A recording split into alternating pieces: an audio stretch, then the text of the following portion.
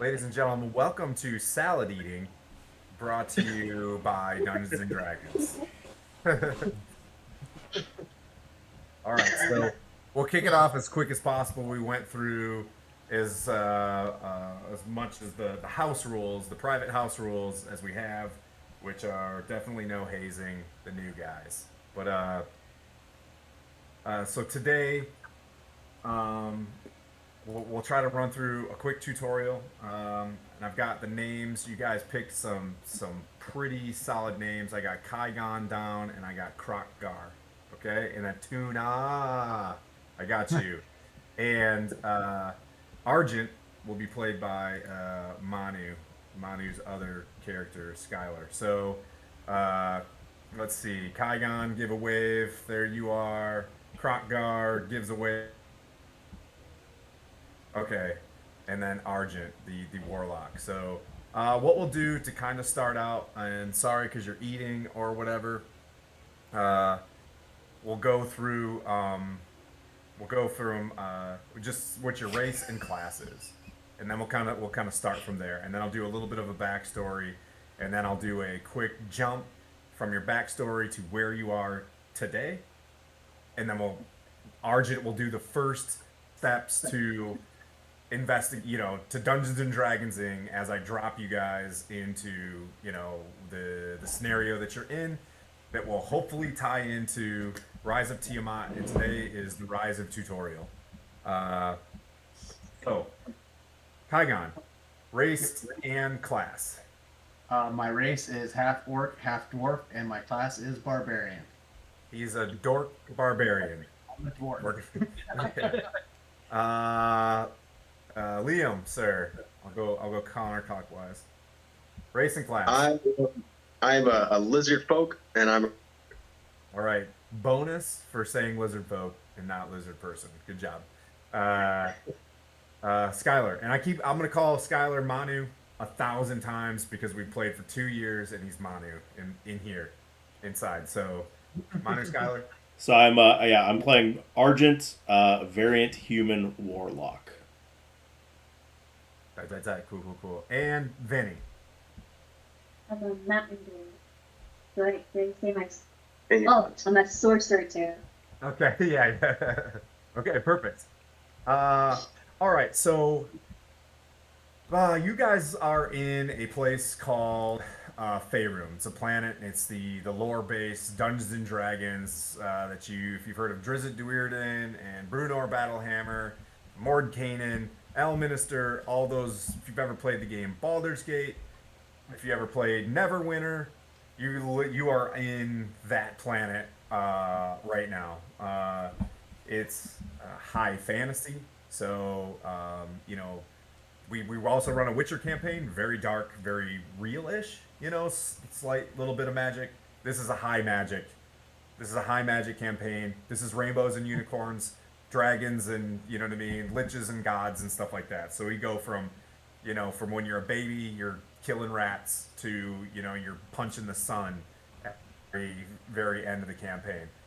I'll say right now we did jump you guys to level 10. Level 10 is kind of fun, and you have a lot of toys to play with, and we'll work through that with you because the main campaign, if you decide to jump in, they're at level 14.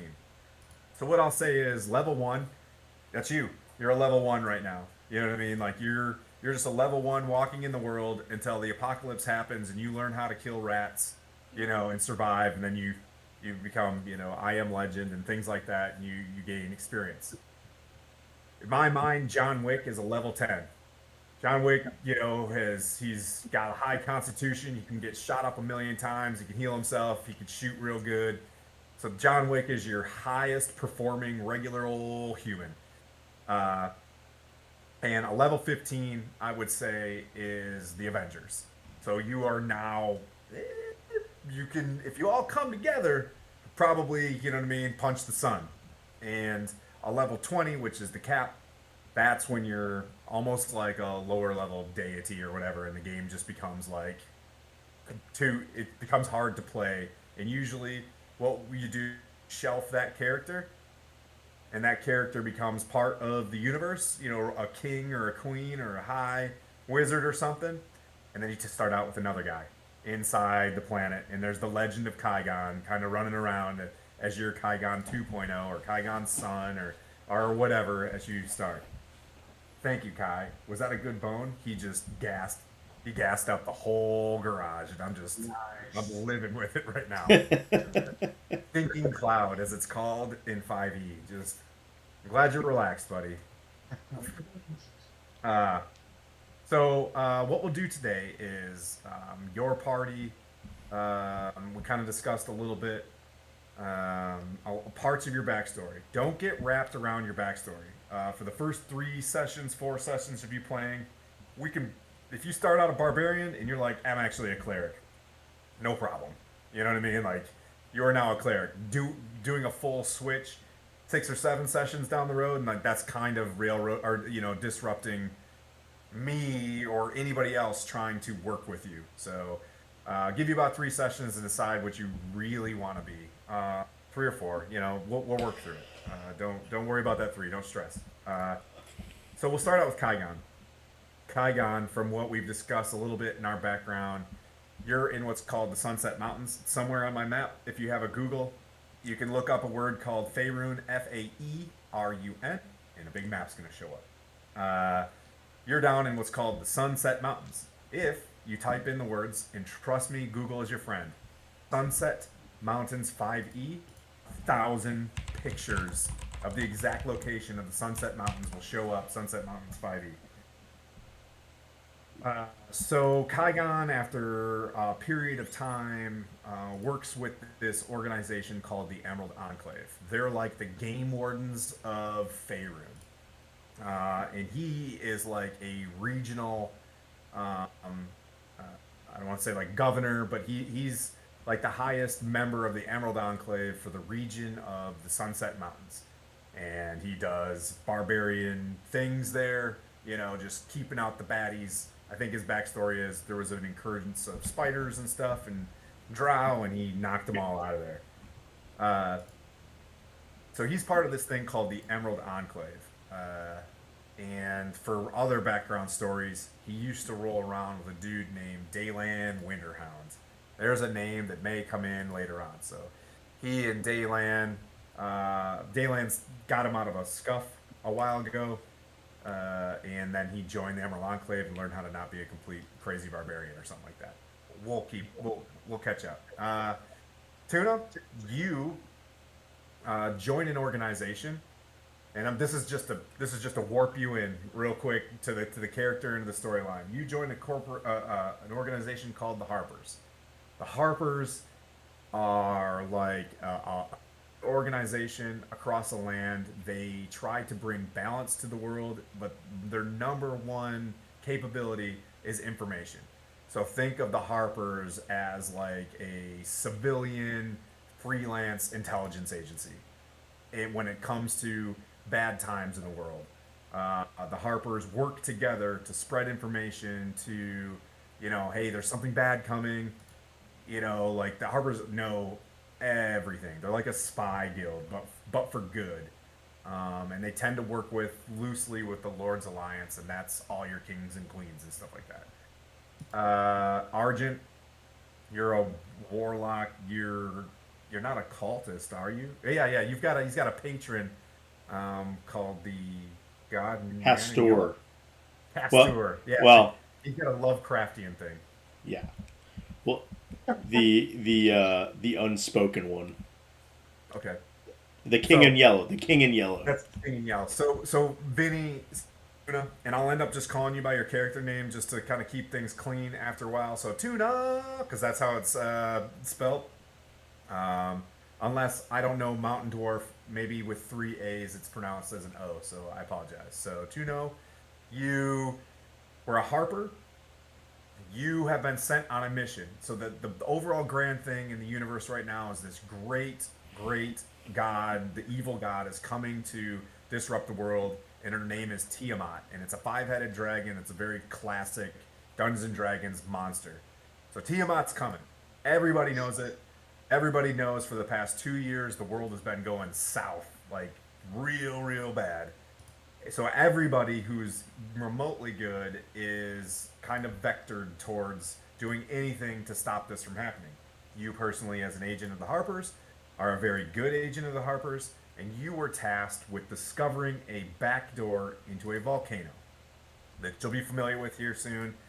Uh, but your job was to, real sneaky like, find this secret entrance. Think of like a Bothan looking for the port in the Death Star. I don't know, I guess Star Wars, but you're looking for something sneaky. You were given information from a dude named Oldar Ravengard, and what's Romelia Haventree is your boss, and they say go down there, meet your old friend. I'm gonna get it. Your old friend, not Gary. Your old friend, Kygon. And you're like, I remember where he lives. He lives in a cabin somewhere. You met him.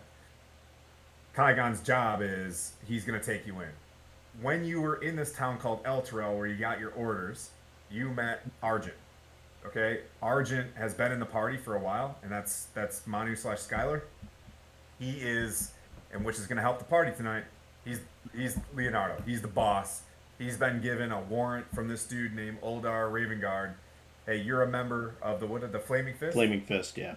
Yeah, you're a shoot. There was a rank that I gave you. Like a lieutenant. Yeah. Just some sort of. It's like a flame. Like a flame, something like that. Flame something. But yeah, you're a high flame or something like that, and you go like, hey, let's go down in Sunset Mountains. You guys are off. You guys meet Kygon. You guys have already met, just to alleviate that stuff. Krotgar. So Krotgar lives deep within the Sunset Mountains on this river that flows through it. Okay, lizard stuff. Kygon, you as Emerald Enclave guy, you know of the Rangers that live in this area. When the other two arrive, right, and they meet you, do the I don't want to Schmartison meetup. Like you guys show up, and you're like, hey, I know a dude that's real close, and I know how to get to him. He probably knows a better way to get in. So you guys truck up the river. You guys sneak. I can tell you, it's like the desolation of smog everywhere. So where your lush sunset mountains were, with trees that went up it and tons of wildlife, completely gone. Okay, I won't say decimated because that's only 10%. But anyway, so like super 90% estimated everywhere. There's no like the river seems poisoned. There's if you do see something in the river as you go up the river, it's a stream that's probably it's not very big. I would say it's like 70, 80 feet at the widest. So it's a river, and it's got some cover. The only cover that I would say that you have is the fact that everything's pretty ashen and burnt out. So as you're walking up and this hurts your heart, as you're cruising along into your normal stomp. All right, you go up through the Sunset Mountains. You follow this, winding river up into the mountains, and at first the trees are, there's no leaves, but there's trees have branches. You go 5-10 miles in, the trees are half stump. Then they're completely just a stump. As you get closer and closer, as you travel at night, I'll give that to you. To kind of hunker down during the day, and at night, you do notice that dragons are deliberately, that the red dragons that are protecting the Well of Dragons, which is a giant volcano that you're heading towards, are deliberately burning things at night for light.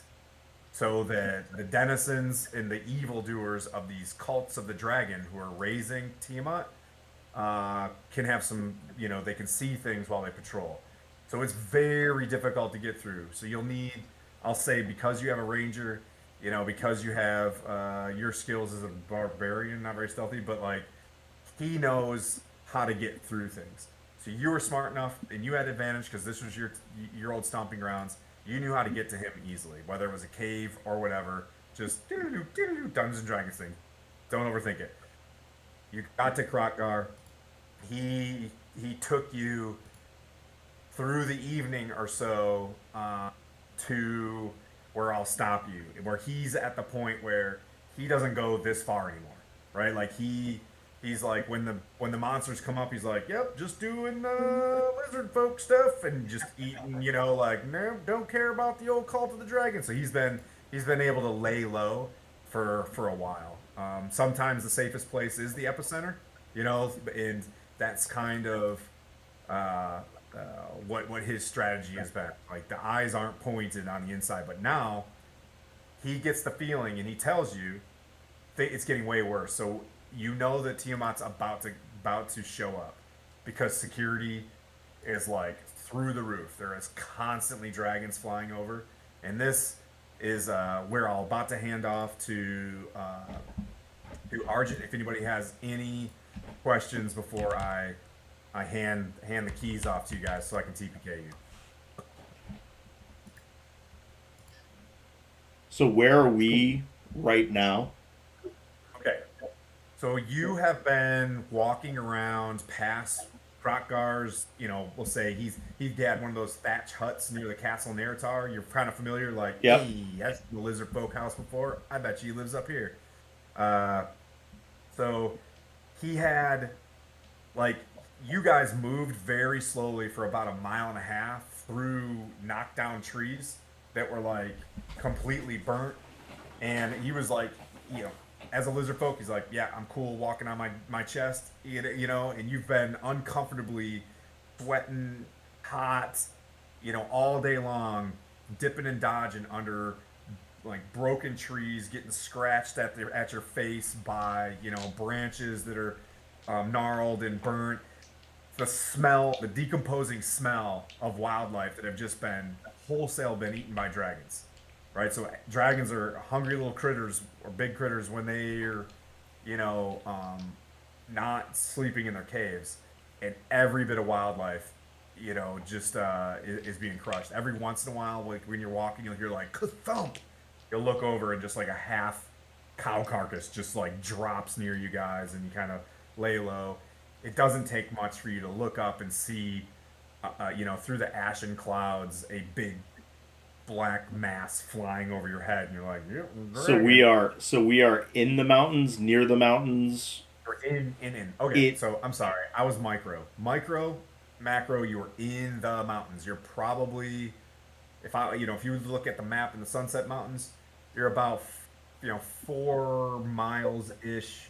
You were plot miles away from the edge of the Sunset Mountains to where that the Well of Dragons is. Where Okay, gotcha. this ancient volcano is. Okay.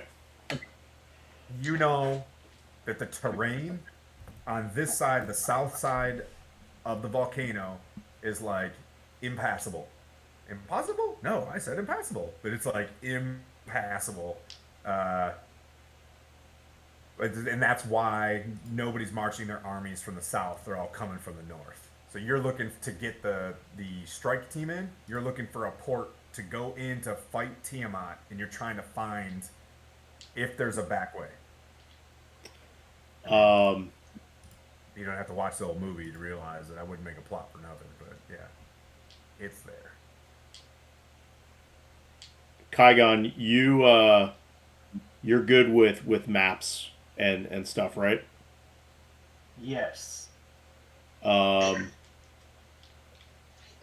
Can I say one thing? Sure. It's dusk. It's dusk. You guys are like laying hunched down.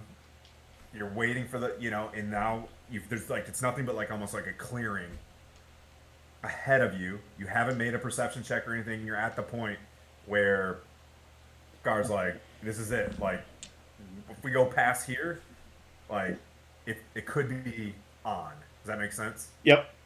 The, So the HBO, the heat is on. so we are looking to meet up with lizard folk. Yes. Or we're looking to meet up with Kygon. You went from you went down. It's just two dudes. You met the barbarian. The Okay. barbarian took you to the lizard folk. Okay, so now we're Lizard folk okay. moved you forward. Now you are all at the point of I have no idea what's going on. If you go back this way, home. Roger. If you go like that way, nah, adventure. So can I do anything real quick? The title sequence just went to like key grip and then faded away, right? Like we were doing like producer, blah blah blah. Hey, you're finally awake. What's that? Oh, nothing. Just I was talking about just making a Skyrim reference. What? Yeah, you guys in the back of the wagon. Good job. So I'm gonna recommend that we hang out here until dark, so that we can, under the cover of darkness, move. I'm guessing towards the top of the mountain. Who has like a really good perception? I think I've got pretty good. Let's see.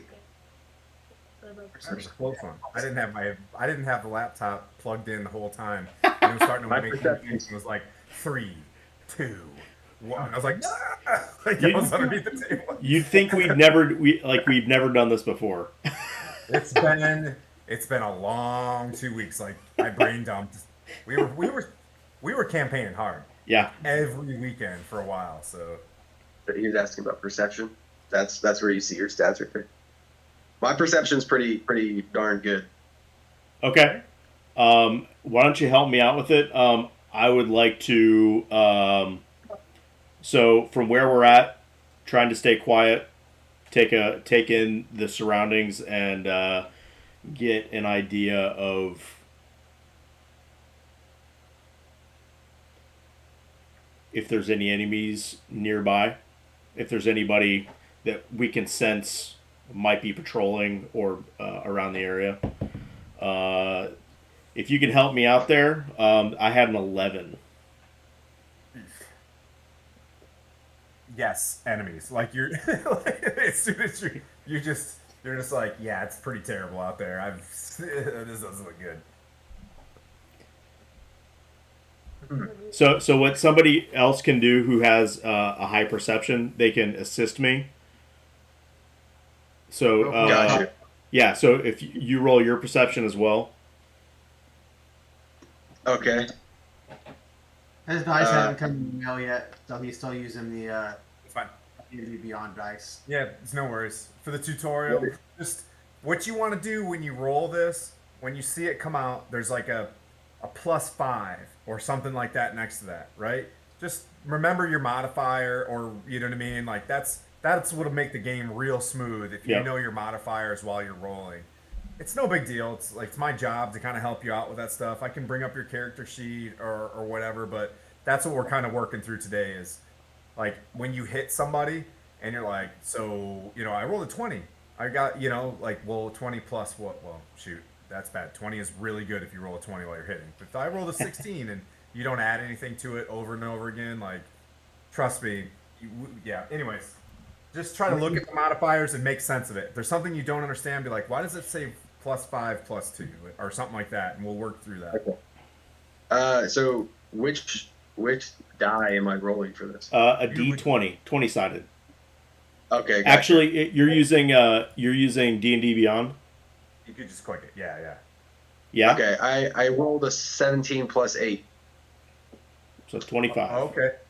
So yeah, that's pretty solid. So what I'll tell you, what you can also do with D&D Beyond. So I appreciate you rolling a 17 and knowing how to do the +8. You can also click Perception on your skills tree, I believe. I'm not looking at it right now, but you can also click Yep. Perception, and it will roll your dice across the screen. So see if it does the same. You can take the bigger of the two scores. We'll just say this is an advantage roll since this is your hometown. There you go. So Okay. you don't click perception, you click the bonus points. You click that, and that's what makes it roll a die. Gotcha. All right. Okay. So I rolled a 15 that time, so 23. Sweet. So That makes sense. 25. Did it do +8? Yeah, Yeah. it did that. Dude, fantastic. I'm telling you, for playing Dungeons and Dragons the first time, being able to figure out those two things, fantastic. So perception is a wisdom based So- roll, right? So you I'm just gonna- looked out. And I'm through gonna your show it and do that real quick. Sorry. no, no worries. Yeah, let me know when So- you're ready, and then I'll explain. Put that to, and yeah, see if it'll pop up the. Ooh, hour 15. I'm gonna All right. I'm gonna Sorry. rate. Oh, cool. Yeah, It you says don't. it. You don't decide. You don't need to do it. I want you guys to have to stay up too late. Does that line like quizzing? Okay, so you Yeah. rolled a perception check. You rolled a 23-ish. You rolled a very high. So I'll tell you, 10. Can you climb up over a wall? 15. Can you jump, grab wall, lift yourself up? 20. Can you jump somehow, like with your feet, grab wall? You know what I mean? Then climb yourself up. 25 is like next to impossible. That's can I jump and just box jump the wall? Yeah, you know what I mean? Like fantastic. 30 is there's a god on top of the wall who doesn't want you on, and you're like, ta-da! I did it. Like 30 is impossible almost. So that's good. Anything around 25, you're probably solidly getting it unless you're in a boss fight and things are. You'll know when skill checks are getting hard because I'll start describing things as it's nearly impossible to get over this from your assessment. And you'll be like, oh, noted, and then yeah. I think what's that? 25 is nearly impossible. I think is what Yeah. it is, and 30 is impossible. Yeah, something. Yeah. Uh, I guess 20 is slightly possible. I don't English good, but okay. So you did your a wisdom based perception check. There's two things. You can walk up and investigate in my world. You can do, man, I've got a really high investigation. You can go and do a investigation check on the planet and be like, I'm investigate. I want to use my intelligence to figure out what I'm doing. Intelligence is you Sherlock Holmes the shit out of it. And math problems start like throwing up, and you see like a leaf fall in something, and you add, how Sherlock goes through stuff like, ooh, I bet you there's a dragon like 300 feet over that way, just because I one time read a book based on whatever, and blah blah blah.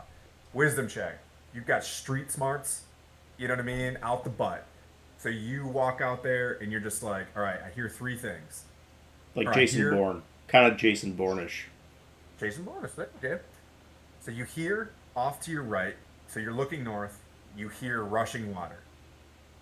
You know for a fact, yes, it's a car, buddy. We're in the garage. It happens. Go defend us. Defend our family. He's got part beagle, so he's like, I should bark about this right now, shouldn't I? Stand by. So, you hear through your wisdom, you hear rushing water, and you know that you don't really go this way because it's waterfalls attract things, and you're tracking that there's a waterfall off to your right, which leads you to believe, and you've seen it before. And as you scan to the, you scan to the left, off to the west. Yep. So I used to be able to, yeah. Which way? So, anyways, as you look to the west, you see a razor ridgeback mountain ridgeline, and you know that that's it. That's the Sunset Mountains, just cliff face down into the valley to the north where the Chonthar River is. Sorry, I lore hard. So there's a river, and you know that the volcano's beyond that. The other thing that you notice as you look to the left, you know that there's also a place called Darkhold. It's very similar, or very close to where this waterfall meets. Darkhold, it is it's a fortress that's you kind of stay away from, because even before the Cult of the Dragons, there were jerk faces that lived in there, like not chill folks. They're called the Zentarum. They used to run out of this place, and Zentarum, how I would describe them, they're big business, they're evil corporation. So if there's the Harpers who are trying to do like, green markets and farmers markets and nice peaceful stuff, the Zentarum like will put a Kmart that can sell the same, you know what I mean, like tomatoes shipped from, you know what I mean, I don't know, it's made From child Kryn. labor. Something not chill. All right, so like the Zentarum are an evil kind of business, and they're kind of antithesis of the Harpers. Okay, so you know that they ran a place called Darkhold off your left. So, you know, this is the knowledge you have based on what Argent just said. You don't. Everybody can. All you have to do as the players be like, that's what I just told them, right? Or feel free to take agency from that and only tell them what you want, and then I will nerf that knowledge from them, right? So if they try to metagame and be like, I know where the waterfall is. So if you decide, hey, I only tell them where Darkhold is. I got that scribbled down. You know what I mean? Like Kaigon does not know of anything else. Does that make sense? Gotcha. Okay. Darkhold is over there. To your front, there's a ridge line. It looks lit in places, miles down, but ahead of you is not lit. And then there's a waterfall over Chonder. All right. So I'll just tell them all of that and just kind of like let them know that Darkhold is not the place to go. Okay. Is the waterfall? Can we tell if the waterfall is able to be scaled anywhere near it to get up to the top of it? He's never been there. And it's probably about a mile or so ahead of you. Should we go explore? Yeah, I mean, we could take a gander, right? That might be our way in, if we can somehow find a way to the top of that waterfall. That could be. Well, we're not going to get an army up there, but Kind of sounds like we need to just go head straight into the mountains, right between the Darkhold and the waterfall, and just head straight. So remember, the overall mission is you're trying to get our party's name. They're called the Duchy of Skyreach, or Stronghold. You're trying to get the Duchy of Skyreach, and that's it's not an army. You're trying to get. Oh yeah, that's right. That's right. So remember the skill sets of of the party and how they can bounce and things like that. Yeah, let's go see if how high up that waterfall is, and because scaling the mountains to the top and then dropping in is definitely not going to be. That's going to be no bueno. Getting in through the waterfall may be the best bet. So how do we know how tall this waterfall is? Well, we're gonna go investigate that. We're gonna. Okay, gotcha. Sorry. You can make you could make another investigation check. You could sit there. So as I normally do this, one investigation check is or a perception check or whatever. It takes a minute for a solid one. So if you want to take another minute, rest. If I was a jerk, I'd sit back here and be rolling encounters to see if in that minute something happened. But you guys are like I said, you're in the safe part of the tutorial. You have like all the time to do things. But if you want to get closer, the check gets easier. Does that make sense? But okay. If you come out of there, what we're gonna do is like I'm gonna do a community stealth check. Does anybody watch we'll take a community stealth check, and as long as it gets above my my limit for the party, like by average, you guys are good to go. So I just want to verify. So we got a barbarian, we've got a rogue. Yes. Is that check? No, I'm a ranger. A ranger. Okay, perfect. Yeah. So let's do this. Tigers. Sorry. How well is your stealth? Really good. Okay, so really good. We'll have you do ranger things and press up ahead. Sounds fantastic. We'll follow behind you. Yonk. My follow way behind because my stealth is not so great. No. I can disappear, so I'm not worried about myself so much. Especially in dusk. Maybe both of you guys should go up together. Well, I should stay. We want him to be like, I don't know, 30 feet ahead of us. Doing ranger things. Am I able to kind of like look around as I'm ahead of them if I have a good enough distance to just make sure there's nothing that's going to come out and pick them up and drop them from a million feet high like the cow. Yeah, so we're basically going to be behind you, going from tree to tree, trying to stealth as best as we can, while you, Sweet. unless you can cast pass without a trace or something like that on us. I don't know what kind of skills you have, or We need Tiberius's earpiece. Oh yeah, he gave those guys too early. He shouldn't have done that. That was a mistake. Two things: the earpiece and the boots of haste, man. Big mistake. Yep. Yep. Well, the magic carpet's pretty damn handy too. Don't worry about the magic carpet. Yeah. You're not there yet. What is it? Spoiler. So let's start making our way towards the You mind accepting that Zoom piece when you get a chance, brother? Oh yeah.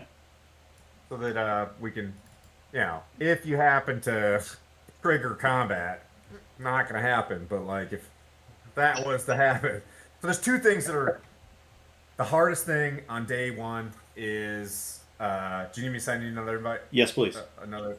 Yeah. Okay.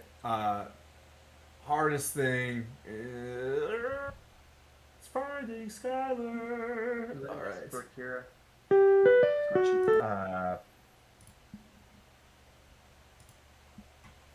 Do we do the Pokemon theme music when we go to a battle? Yeah, you can if you want.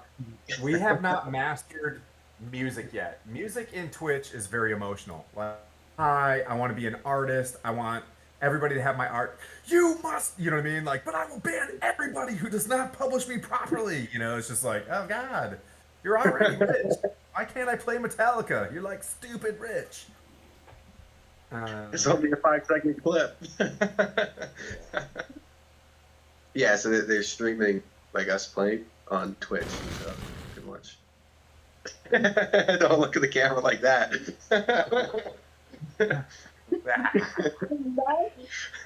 Should wear a better shirt. Yeah. Yeah, all right, so yeah, what Okay, so we're gonna start pressing forward with, I can't remember your character's name. Kygon. Crocgar. Yep. Approximately 30, 35 feet ahead of us.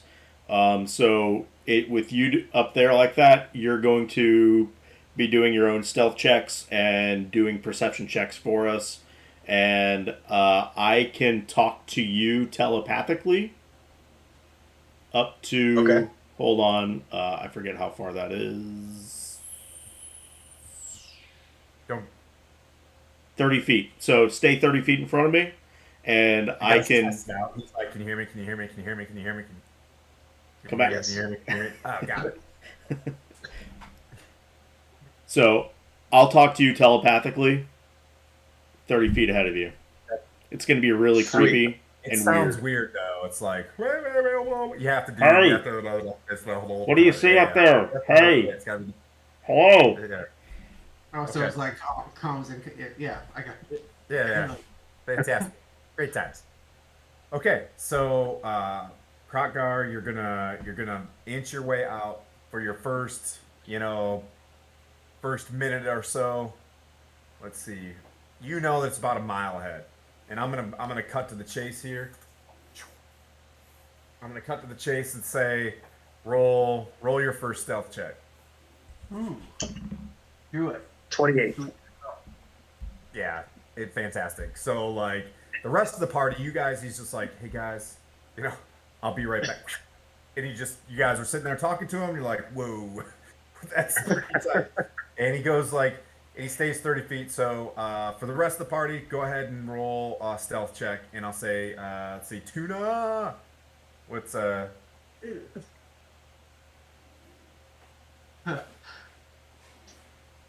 What'd you do? What'd you get? A I 7. got a 4. I got a 7. It was Okay. a 7. And you got a 4? I got a Okay. 16. Oh yeah. Okay. I can't see a star. Um. I'm tripping over shit. Breaking Okay. tree branches. Yeah, so as they start doing this, and Krokgar, you know that it's just is not a good place to live. Luckily, you're lizard folk, and green dragons are rolling around here. They're kind of chill with lizard folk. Uh, you hear like snap, like behind you, and you're like, ugh. Go roll what's called insight. It's He's got a 10. good 10. Okay. Well, you're like, it's nighttime. I think everything should be fine. And let's move forward. What I'll do is, okay, I know what I'll do. I'll just increase the DC. Okay, so do one more stealth check as you hear this, and you're like, maybe trees snap all the time here. I think we'll be okay. And then you keep pressing. 32. Yep. So once again, you guys all Not forget good. Gar even existed. You don't even know. Like we just straight out of the book. I He can't gets, even talk like, to him pulled anymore. out. Yeah, yeah. You're just like you are the knight. You know what I mean? Like, you're gone, man. So like you're used to it. You're like, yeah. I mean, trees fall. They're pokey. I'm just gonna slither on through here. Your character's more gecko than like lizard folk at this point. You move ahead and let's do another stealth check. Let's go Tuna, Kaigon, and Argent. I'm gonna move up behind a tree and just cast one with shadows. I'm invisible Okay. I got 19. for my action. I got 20. All right. So you guys are like, yeah, we can't be effing around here. Invisible advantage because like even stealth, you can stomp on something, can you not? No, so I'm. Good point. Nat 1. Oh, You're damn like, it. so Argent's like, you know what, guys? So Argent's character is like the wealthy guy. You know what I mean? Like he's you kind of get the idea that you know what I mean. Maybe there's a little bit of smugness. He's like, watch this, goes invisible, and then the next thing you hear, just like he steps into a can. You know what I mean? Like it's like tink tink tink. And you guys like see. You know what I mean? Like his foot gets caught in a log, and he's like dragging it around. You see a log kind of just bouncing for a little bit, and he pulls it off, and he gets frustrated, and he throws it, and it goes into the river, right? But luckily, you know what I mean. You guys ran things, but you guys rolled really well. You guys see the log kind of splashing, and you hear there is a bit of moonlight, and you guys hear like this massive, echoing like from like right near you guys, right where Krokgar would think the waterfall is. You hear a massive like roar, and then a second later you hear like woof, woof, woof. So go ahead and roll an insight check, Oh, Krokgar. 6. Tight, tight, tight, tight. You're like that was a, you know what I mean, as a dragon, whatever. You know what I mean? Like you kind of just cruising along. So I'm gonna give you guys that, and you guys have agency of what your next step is. You're probably, you know, 300-400 feet away from the escarpment of the mountain. The face of, if you've ever been to like Arizona or, you know, other mountainous areas where it's arid, it goes from like you're in a place where like you have been kind of on an ascent, but now it's starting to jet up where this razorback of the what you call them, Sunset Mountains are like ahead of you. So So it's more like a plateau, like straight up sort of cavern. You can't like what you. I would say if you were to anybody's passive perception, this is not something that you can just climb up. Roger. You'd have to be able to find some sort of, you know what I mean, like. But your instinct is saying that's probably safer than where I'm at. If it's something that has dark vision, you're gonna get seen.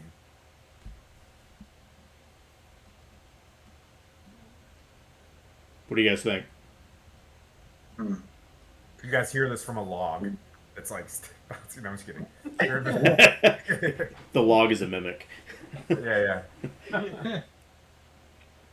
I think we need to at least skirt along the bottom and see if we can find any kind of caves or anything like that that we can kind of maybe there's a trail or something that we can't see from where we're at. So press forward. Yeah, that's what I'm thinking. So based on that insight check, I'm just assuming that this dragon is not like a big deal, right? I'm not really sure how that works.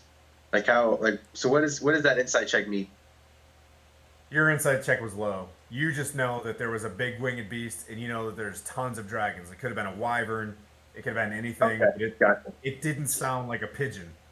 Like it sounded like, you know, something with a large wingspan, leathery wingspan, just swooped after a massive roar, right? So like, it doesn't take. I mean, shoot, you can roll an insight check, Argent, because you fought one before. Like Yeah. you're like No. nothing. You're Insight 8. like, this is fantastic. Okay, cool. So you're like, honestly, it could be a metallic dragon. They're kind of chill. I'd be like, you know what? I agree. I have fought a giant brain. Whatever. Yeah. Okay. So what do you guys want to do? I say getting to cover as quick as possible is going to be a pretty good Okay. move. Okay. Yep. Roll another perception check.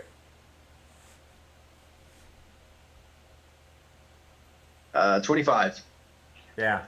So about a couple 100 feet from you, you can see that if you book it or move, take another solid, you can either book it, which, you know what I mean, it's gonna be bad, I presume, or you can make another stealth check to try to get yourself, and you can see where there are some rocky outcroppings and stuff like that, where as you get up to this large, there's boulders and things where you can probably get to the other side and then look up and make an assessment. Does that make sense?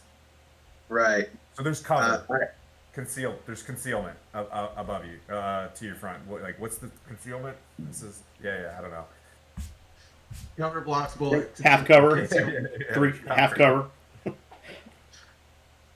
think I personally would like to try to sneak up there. Okay. Yep. So you keep moving, and you guys are talking to each other telepathically Yep. or whatever. And If he gives me the go ahead, then basically we can do the whole. Okay, let's try it. Let's try it one more time. So roll your stealth check. Oh, 13. shit. Okay. All right. So you're booking, and you start as you get closer to this thing. You find that there's not as much. You were able to dip, duck, and dive underneath logs and stuff, but the last bit of it is pretty barren. And when you're walking, you notice that from all the burnt trees, it's pure ash, and you're just flip flopping through it. And you notice as you're starting to go, it's like flop, flop, as you're booking. And the rest of the party, go ahead and make a stealth check. As you guys finally, you're like, ooh, I hear him. 21. 18. Okay. You guys hear his flippy flops, and you guys kind of follow him, and you get together, and you run up and you get behind, a boulder, and you take a second, and it appears that you guys are listening, and then off into the distance, you still hear kind of flapping, and then you see a big burst of flame in your first position. So behind you, it's just big, big long thing of flame, and it lights up everything, and you can see the shadows of a large, huge, probably 40-foot wingspan at the shoulders beast sit down in that area, step across the river to the other side, you know, rustle around a little bit, and then take off in the opposite direction. Well, that was close. All right. Can I make a perception check to make sure that he's like gone? Sure. He's okay. 19. Okay. And keep in mind, there'll be times where I only want one person to do perception checks, and then there's a time where you guys are in a planning phase and everybody can take, I want to perceive, I want to investigate, I want to do a religion check, I want to do a nature check. So remember, there is perception, but if you scroll down that thing, say you're in a temple, right? It's a good place to do a history or religion check. You know, like, is there any words or anything like, yes, Vecna lives in here. Oh, let's leave, or something like that. You know, where you're at right now, you do a perception check. You did a what? 19. Okay. Sometimes I'll do leading things like do a nature check or something, but a 19, you move forward and you don't hear anything, and then a few moments later, where you know the waterfall is, the top of the waterfall, you see it kind of fly overhead from right to left of you guys, and then kind of a moment later, kind of just, it's like searching. So your perception is like, eventually we'll be back, you know, but like right now it's not staring here. Okay. Everything in the environment's complete. Yeah. Yep. Like you're not seeing any growth at all in this area, which kind of leads you to believe that, you know, some things through your perception check are in this area like very acidically burnt. Where you're at, like where you're at, you're like, oh man, it's fire, and you're like kind of look, and it's melted in a very very like pooled, melty kind of thing. So can we use some of this ash to like camouflage ourselves? Is that? It is nighttime, but yes. But yeah, absolutely. So that's the type of things that gain you advantage on stuff. If you're you know, if you're in it and you're thinking of stuff. But absolutely, as you're walking along, you can see this stuff in the slight, you know, it's like, we'll say it's a crescent moon or whatever. Oops! Every time we step in it.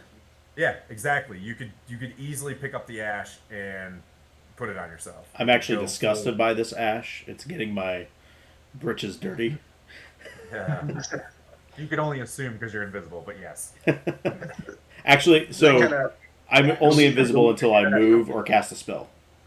So I'm only invisible when I'm stationary. Oh, okay. So you guys, as soon as he stepped in the log, he came back out. Okay. Yeah. Got it. Could we use this ash to kind of like like hide our scent, I guess? Because I mean, we're probably smelly. You know? Okay. Yeah, let's cover I'm gonna cover myself in ash. I'm gonna get a little wet, cover myself in some ash, and try to disappear a little bit better. Okay. Yep. All right. Tight. Cool. Good job. Vinny, Tuna, Argent's not about this? No. I got you. Okay. Tuna, are you about taking an ash bath?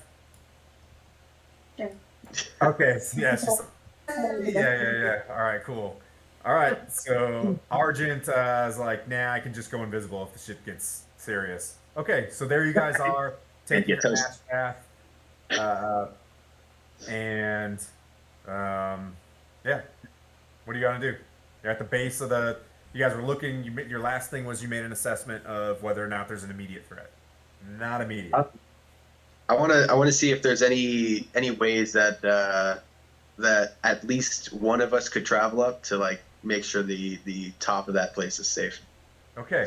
I have fly. I can cast fly on somebody if I need to. That would work. Yeah, probably cast fly on Krotgar since he's a sneaky one. Yeah. Big ogre. Oh, I could fly up there and basically sneak around. Yeah. Cast it on Tuna. About 300 feet up. It's a pretty good clip up. Mm. How much fly do you have? One person? I can touch. Let's see. It would be a 6th level spell. So, one for each slot above 3rd. So I could do all of us. I could do the 3 of them. Those spots, baby. Yeah. I could do the 3 of them. Okay. And then you would. What do you Dimension wanna do? door myself up there. You can do what? Dimension door myself. Because it's under 3. Yeah. What's dimension? 500. 5? 500 Yes. I meant 550 feet. That's what I meant. Ah! Yeah. No, it's 300. So, man, I'm gonna use all my good spells for this, but whatever. Well, maybe I'll I mean- take a nap there. We could, if somebody's got like high acrobatics, they could probably try to climb it, right? Is it acrobatics or athletics would be based on that? We've determined that we can't climb it. Or No climb. Okay. anybody can make a perception check. Oh yeah, or that. I'll make a perception check. Yeah. I'll give you one. Yeah. Okay. because He came up with a good plan. What'd you get? Oh, shoot. Kai got one. Yeah, it looks pretty steep. Pretty steep. Like a waterfall. Yeah. So that's 1 minute past. You feel the intensity, right? So 1 minute. You can hang out for another minute. You know what I mean? Like flies away. So Seem to have originated at Waterfall. Wherever when you heard the roar, it seemed to originate around Waterfall. So what about is we're gonna fly to the top of this mountain, and there's just gonna be a big old pile of those big dragons hanging out, just chilling. Or he's gonna You finish. can his round. assume that this is the epicenter, and Argent can tell you there is this big thing that happens all the time. It's called the Drakhorn. Probably every minute or so, the whole earth just shimmers. The dust seems to stop in place. All hope inside you just seems to go away. It's like it's a very unsettling feeling. This ancient horn is being blown from the inside of the Well of Dragons, and it summons all chromatic dragons. Chromatic dragons are the evil ones: black, red, white, green, blue. Type. Yeah, so those are the evil dragons. And this horn, it calls them. Like, they cannot resist it. It does some sort of, like, ragey thing to them. So you know for a fact, Faerun's pretty big. There is a metric F-ton of naughty dragons where you guys are at. And you guys have been only moving for, like, 3, 4, 5 minutes, and you already saw a bus just, like, move around. And that's, the bus moving around is well, if you guys want to be idiots and just fight a dragon right now, congratulations, here's your first TPK. You can always die if you want to. It's a piece of cake. But, I think sneaking is better than dying. yeah. Yeah. Okay, so 300 feet up. yeah, so I will cast. First minute, seems steep. Do we want to go to the top of this? Yeah. Yeah, I think that's the place to be.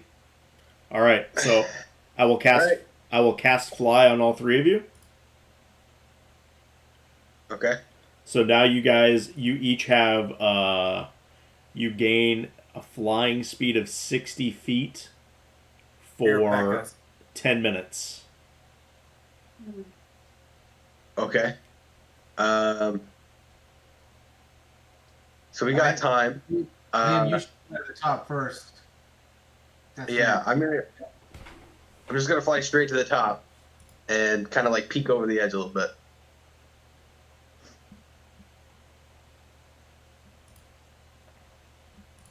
Our narrator disappeared. Yeah. I'm blind. I don't know what's going on. You get it? You get what's happening? You look confused, that's why I'm asking.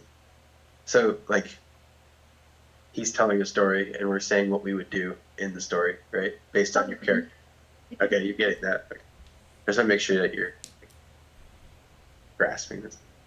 I'm back. Sorry. This is mine. It's okay. You'll learn. It's just... Oh, gotcha. Okay. Yeah, me too. We'll do this. So Gar flew up there and kind of taking a peek over the. Did he fly? Yeah, I'm like this. Kilgore. Yeah, like one eye. Don't want to show too much in my head. Okay. I'm a lizard, so my eyes are on the side, so I'm just kind of.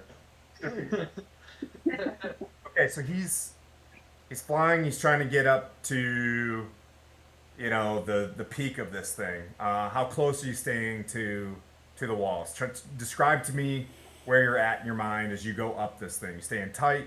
You're gonna scoot back. It's dark, but Okay, I am. I'm going to be about, I'd say, anywhere between like 5 and 8 feet away from the wall, just in case there's something on it and it can't like reach me. okay. Or I Yeah, so stand you know prepared. that there is a pretty big bonfire behind you, probably about 500 feet for where that dragon lit everything up. So it is a bit silhouette-y, just to let you know. So you go up. Okay. You're gonna go all the way up to the top. Go ahead and make a stealth check. This is the big one for the You got it this time. 23. 23. Yep. Peace. You move up. You kind of keep your shadow where shadow is glistening against where shadows are glistening. Where shadows are glistening. Put that Shadows on my glisten. tombstone. Put that on my tombstone. He walked where shadows glisten. That's the dumbest thing you said all day. It's like, so where the shadows are, against the mountain, you are moving your shadow with, you can see it. So you're going up against this outcropping, and then this little like jagged stone that's poking out, and you kind of move yourself up. And then, with your 23, you're like, well, I'm getting close to the crest of the hill. You kind of slowly stop, and you stop because you see there's a pathway. Well, it's not like a pathway. It's more of like a funnel, right? Where it's dark. It's like pitch black, and then but you can see. Uh, well, go ahead and make a perception check because you can't see anything because you haven't made a perception check. So you made it up there. You're all stealthed. Everybody else, you're just 18. being 18. You do see what looks like a faint flicker, which you can only presume is either embers from something burning up here, or you know what I mean. But you see a faint fire, like flicker of shadow down this like path, but it's not a cave. You just know that about 30, 40 feet ahead of you is the other side where it just falls off.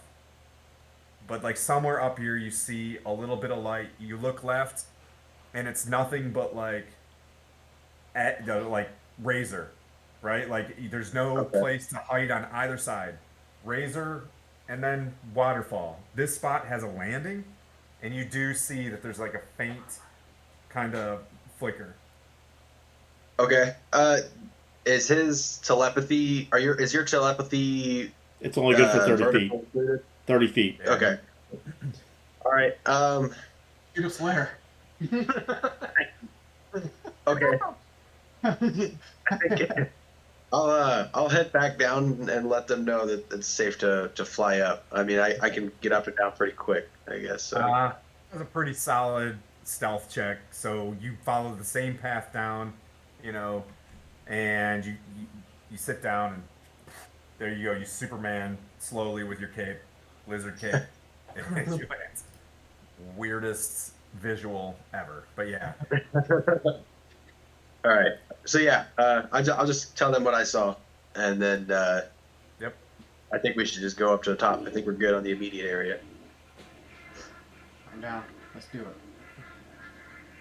You guys are an easy party. Fantastico. All right. You guys go ahead. So- I'll dimension door as soon as you're up there. All right. Sweet. All right. This is gonna be sick. All right. So the three of you make a stealth check heading up the. 14. Natural 20. Tight. Okay. Yes! All right. I don't believe in skill check natural 20s, but I do believe in, you know what I mean, like making it hot as you get up. You know what I mean, like giving you a present also. So as you go up there, you immediately notice the flicker as well, and you assess that you smell as soon as you get up there, and you smell food. Like you smell meat, and you instantly like something's being cooked right over there. It, like a little bit of peace falls over you. Like you're just like someone's eating like bear or something up here. Like you smell a game being cooked. Uh, Manu, they did really good. What was your stealth check? Tuna. 19. What was it? 19. 19. Oh, 19. And then yours was what? I'm hanging out down at the bottom. Wait. Oh, I got something 14. for you. This is Oh. gonna be fun. Rock, go her. 14 for me. Okay, yeah, you figured it out. Now, make a perception check to see if you know where they're at. Who, me? Yeah, Oh, yeah. 300 feet up in the dark. I can pick on him. He's been playing for a while. What is that? 23? Oh, okay, shit. Okay, yeah. So you're just like, yeah, too easy, DM, too easy. As you call into the clouds, like, take that, smug universe. Well, yeah. Yep. So Look at you there, but I'm waiting to see from 300. Well, it's dark, so I'm gonna go up to the basically up to the waterfall, and then just go bloop and pop up right where they are. Not waterfall. Yep. So there is the Or waterfall. wherever they're Yeah, at. yeah, a little over.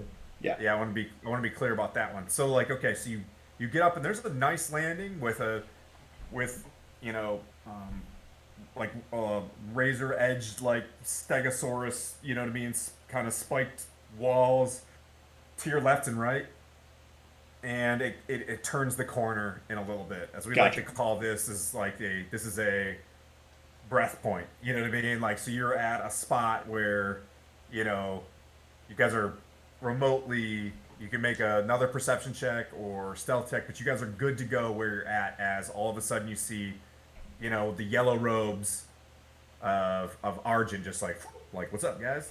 Like you pop up there. You guys are still flying, FYI, right? They still have fly on them for another. So they can fly. They right? can fly. Yes. Okay. They're not just like in space. No. doing, They have Yeah. 60 feet of flying movement if they want to. Very nice. For another, how long has it been since I cast that? 3 That's minutes. not concentrate. That's concentration. Yeah, 10 minutes. Concentration. Roger. So what? 7 minutes left on it.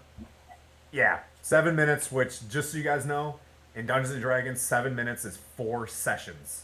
Like, if a round is 6 seconds long, 7 minutes. That's a We long have time. literally, when we did the Castle Neratar fight, it was only 10 minutes, and it took us 3 months.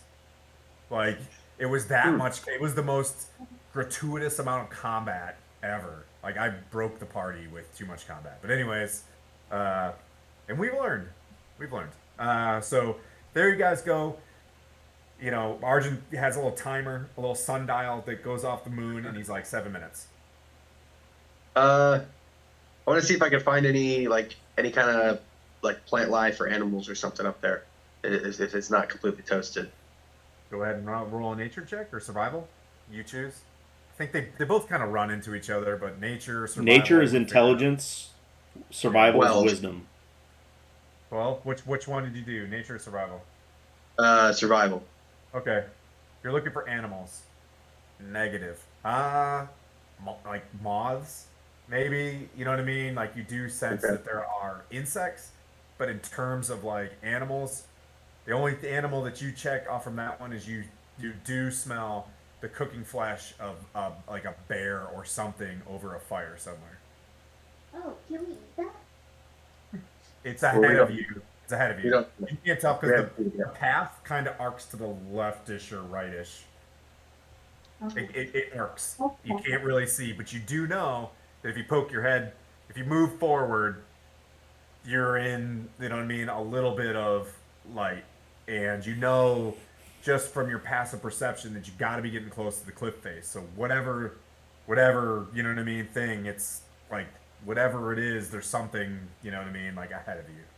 I want to go What do see you- this Okay.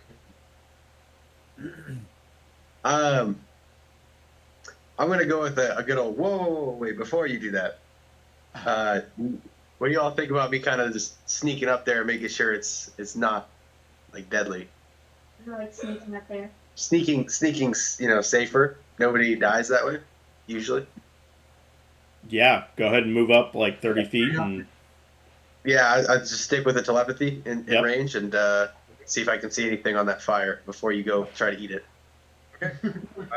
Yeah, go ahead and make a stealth check. 21. Okay. You stay against the wall. You know where the light is flashing off to your left. Stay to the right. And you stay to the right in the dark side of the, we'll call it a hallway, but like a pathway. And you get up there, and as you get closer, uh, you get to the edge. Go ahead and just make a perception check. 10. Okay. When you're up there, you do hear like, "Ooh, that's like all you hear. You don't understand it, but you hear something and then something respond to it before you turn your head around the corner to see what's up. But with that perception, you hear some sort of language very deep. Okay. Is it like a guttural language, I guess? Like, and I'm assuming I just don't know it. Yep, very deep. Okay.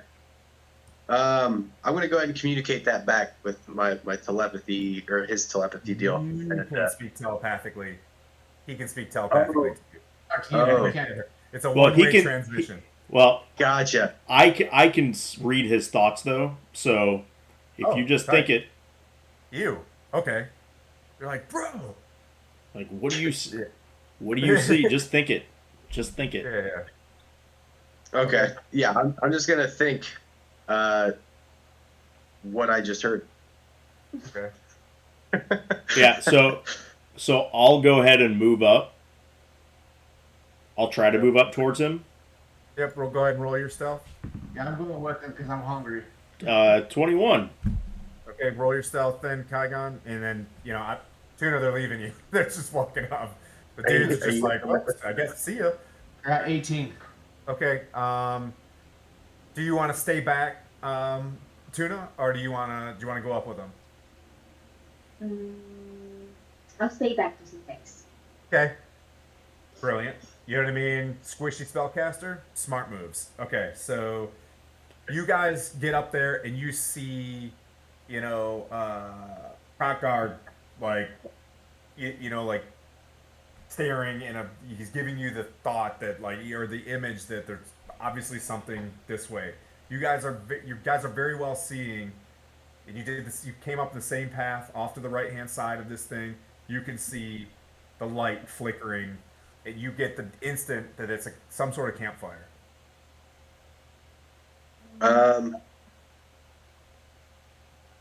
All right. I wanna try and see if I can get a little closer without being seen. Real quick, how far are we from that campfire ish? Yeah, that's a good question. So Kygon is Protgar, probably 40 feet.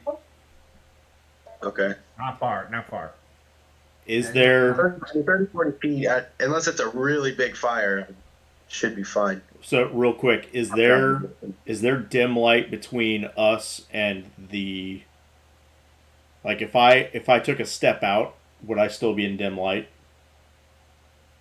Yeah, you know that it's rather bright up here. Like a campfire or something is burning, and you can see pretty decent shadows kind of moving around. But Well, I'm wondering like if I took a step out so that I could actually see into the camp. Yep, I would say that's a stealth check though. You know what I'm saying? Like, casting invisibility. So stepping out, cast invisibility. For sure, absolutely. Yeah. Sure. So I'm stepping out, cast invisibility, so I'm automatically gone. Roll a stealth with advantage, so you didn't step in that bucket again. You know what I mean? But like, go ahead, just for good old Dungeons and Dragons' sake, so that we can have something gadzooks happen. That one fell on the floor. Oh, we don't count floor falls 19 in our table, by the way. Okay.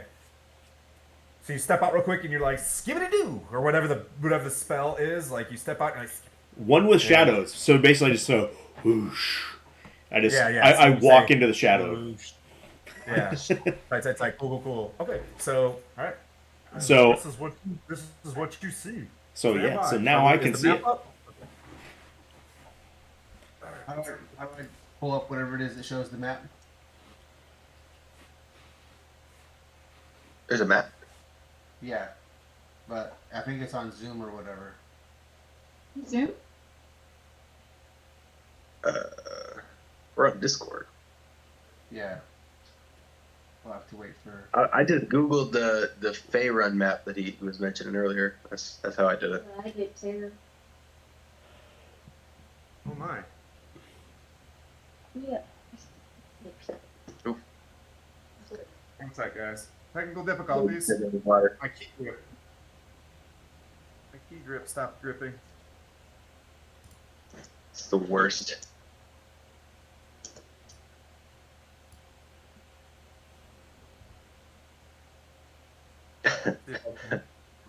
If they're I the need 18 Charlie. Anybody have one?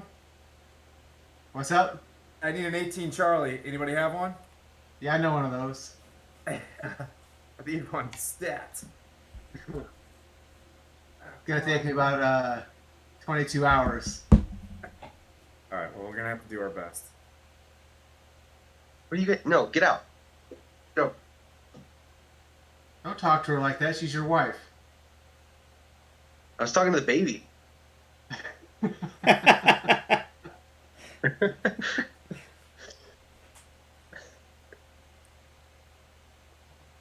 No way.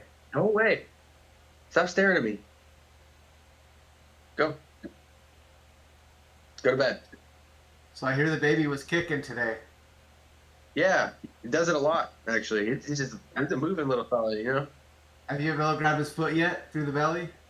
No, but you can see like his dome pushing on her. Yeah. Nice. Yeah. He rolls around and does backflips and whatever just to make her comfortable. I hope his head's not as big as yours was. I don't think Ben can handle that. I don't think anybody could. Well, your mom couldn't, so. He likes to do like backflips and stuff whenever she's trying to sleep. That's So he's got a high acrobatics check. Can you see that? Oh, okay, yeah. Skylar? Yep, looks good. Sorry, we've had it for 2 years. This little my fancy pulley, she's broke. Oof. be right back. When Manu says that, that's not good. Oof. Oof. How do I see this map? Okay. Do You you can either send them I don't think they have Zoom, but if you have what you call it, the Twitch up, you can see it in the screen as well. Is Twitch an app? It's what you've been watching our streams on. No, I've been watching your streams on YouTube. Oh. let me send you the. I'll send it in. I'll put it in the character creation. Yeah, he just clicks it and then you just whoop, roll right into it.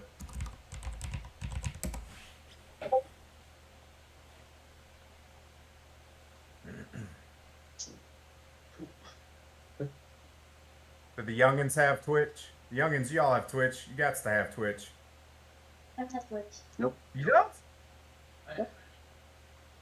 Never use Twitch. You guys are behind on the times, right? It's not about Twitch anymore. Oh, really? What's it about? I'm just kidding. I have no idea. Oh, okay. Yeah, like, let us know. What's the best? She gave me. We want to make it easy.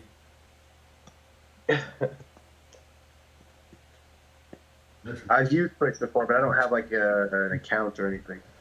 You don't need it. I know it's important. Oh, okay. Yeah, Twitch is like when your muscle moves without you wanting it to. Loving this new Mountain Dew Legend. Because it's the only place you can get it, my boy. I like Chicago being the only place where someone hit 14 threes. Told you to go bring it up. Hey, you gotta let it go. I did. 14 beautiful times. That means anybody's counting. Where do I search to? Don't search. Go to Discord, the chat, Don't start. Go to Discord, the chat. Oh, someone's got it up. And now turn it down. Yeah. Yeah, I got it up. Sorry. And now turn it down. Hello, hello, hello. Is that what it's? I need that thing. That jar. This jar. We should really get a real camera. This jar. We should really get a real camera. Turn the sound off. Or turn the sound down. Is it me? Oh, it's not me. I don't even have Twitch pulled up. What? Go all the way to the bottom. I'm already done. Oh, you Me. go to the character creation. Yeah, not the meme. Go to the character creation chat. And then copy and paste it.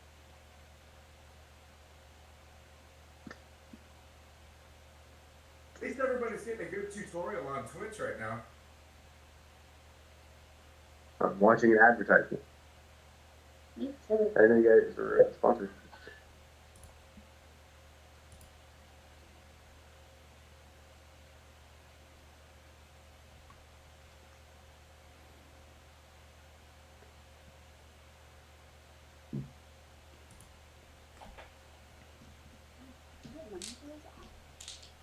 I don't know.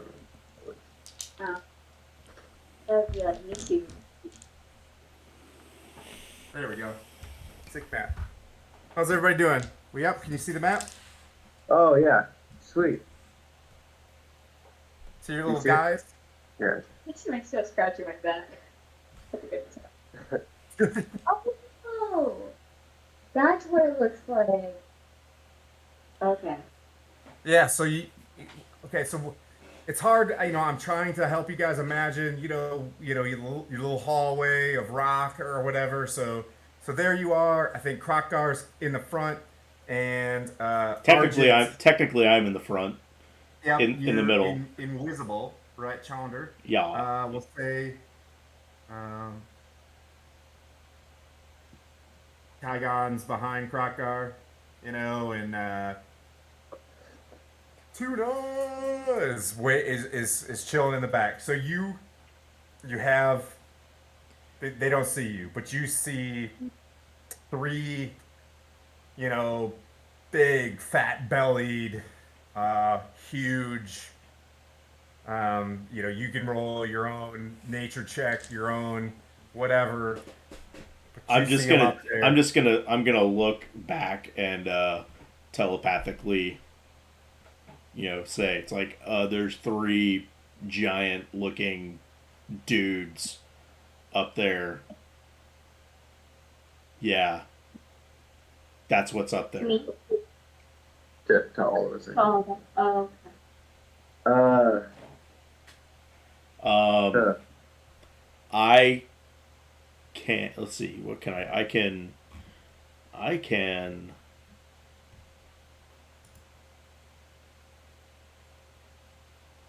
are they animals? Can you tell?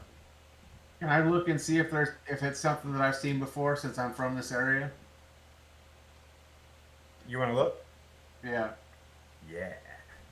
Go ahead and look. I'm gonna Recommend ready. that. I'm gonna ready. What do I want to ready? Hunger of Hadar, just in case. Okay, and so that's your ready action. And Kygon, you wanna do a quick lean? Yeah. All right, do a yeah. stealth check with advantage. If Lean. they see them. Yep, I understand. 50. Yep. So you kind of lean off to the side, and though you see three, they're very prevalent in the Sunset Mountains, and they're super evil, and you know that those are hill giants, and you see three of them. All right. Can I hear them talking? Yeah. Can I speak giant? Yep. You can hear them. Do you wanna wait until they start talking again? Yeah. So they're sitting there like, what we should do with them? Like, oh, we could drive them to the peoples, we could get paid for it. That's basically what they're talking about. They're kind of arguing over what to do with somebody. Okay. So I tell everybody else that since they don't speak giant. Okay. So, in that case, I'm going to. How far away? Can I tell how far away one of them is from me? The closest one. Yeah, I mean, map-wise, that's 30 feet. 30 feet. I from basically from invisibility, I'm going to telepathically speak to the one that's 30 feet away from me, and so in the middle of his mind, he hears, "Why don't you just leave him where he's at?" Okay. You want to do a persuasion? Persuasion, yeah. 16.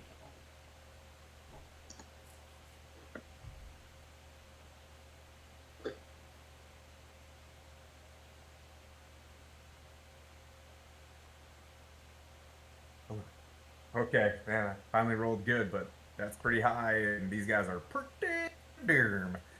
You all of a sudden you hear like, "Well, why don't we just leave him where he is?" And then you hear another one be like, "You mind?" And you're hearing this. Yeah, Well- I'm related. Yeah. You're thinking it. But one of them is, "Let's leave him where." Yeah, so I will continue talking to him. It's like, yeah, just leave him there, and we'll go tell somebody about this guy. And that was a 16 plus 9, 25. Nice. And you hear like, "Well, he's got a good point. We could just leave him here. He seems pretty broken. Look, his arms are over there." Oop. That's not good. Gonna be a tough one to save. And then I'll say, what would your mom think if we did this? Nat 1. Oh, yeah. So as you're getting confident with this, you literally say out loud, "What would your mom think?" You know what I mean? And then all of a sudden, that one kind of like looks over in that area. "What you talking about, mom, about?" And he swings his head over, and there's Kygon's head like leaning over, trying to like listen, and so that's your is that your ready action? Uh, Oh, it's roll for initiative right Yeah, now. it's roll this for thing initiative just at like this looks point. over, and it sees you. So go ahead and do the surprise. Do your ready action round, and then we'll roll for initiative. What do you mean by ready action? well, I ready to spell, so I So immediately there's just no surprise. You guys don't have surprise because he heard him with the nat one. He just spoke it, which is thank you for rolling a nat one. That's Yeah. fantastic.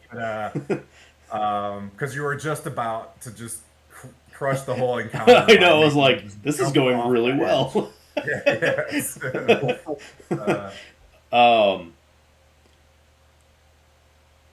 Yeah, so on that dude, I'm gonna cast, well, on him and slightly in front of him. Okay. It's a 30-foot, it's a 20-foot circle, so he's gonna be in it, and he's gonna have to traverse across the whole thing. So let me read this. Hunger of Hadar opens a gateway to the dark between the stars and a region infested with unknown horrors. A sphere of blackness and bitter cold appears centered on the point and lasts for a minute. It's filled with a cacophony of soft whispers and slurping noises that can be heard up to 30 feet away, so probably those dudes can hear it as well.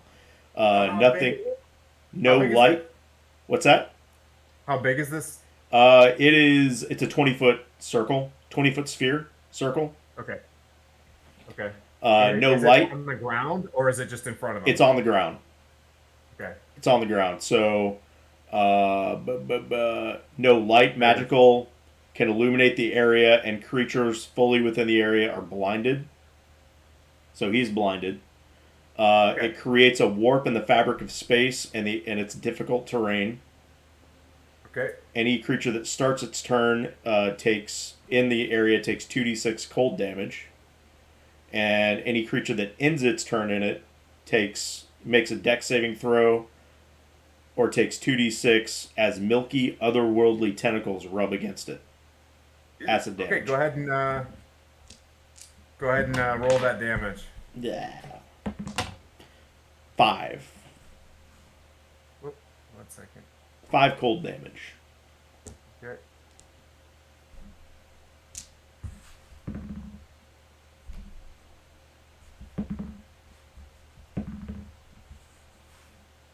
Nice.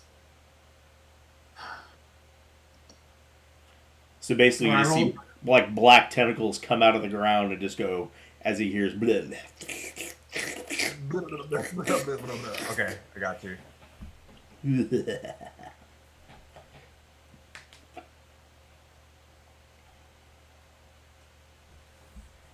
Alrighty.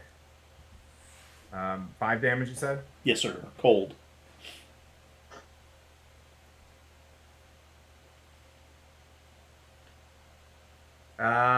So it's sitting there, and you hear it just like, oh, but not like, but you see the tentacles kind of wrapping around him, and clearly, sorry, I'm getting everything all stacked up, but he kind of shakes his foot off it, and he's standing in it, but he hasn't been able to move yet. Roger. I put like a blue disc for wherever that is because that was the first thing I could grab. I lost my lucky 20-sided die as I was walking around, and that distracted me for a split second, and now I'm over it. Too dark in here. All right, so everybody go ahead and roll. We'll roll for initiative, and I'll just kind of go around the horn. I'll say, Kaigon, what'd you roll for initiative? The first one was a 1, but I have advantage. So I rolled a 14. What do I add for initiative? Is there something you add? Look next to your armor class. Do you see the +1 or plus something? Oh, yeah, It so says plus initiative. 2, so I got 16. Yeah. Okay. I'm sorry, I did this kind of backwards. So anybody get higher than 20? I don't even know where initiative is. It's up next to your armor class. Right above your actions. Below your proficiency. Kind of middle, right, just to the right of the center of the page, and 2 blocks down. If you have the full screen. Yeah, I do. So you said from the actions. Do you see No. your hit points? Right side of Yes. the page. Go down and to the left. Um, You'll see armor class. Or AC? Armor class looks like a shield. oh, okay, gotcha. And Oh, directly yeah, I to see the it. left of that. Right there. Go ahead and click it, and it'll roll for you. Okay, I got a 17 plus 4, 21. I got 7. Okay. Good job. I'm not proud. Gonna wait till the fight's over for her first turn. Rock, Juno, and what'd you get, Argent? 13.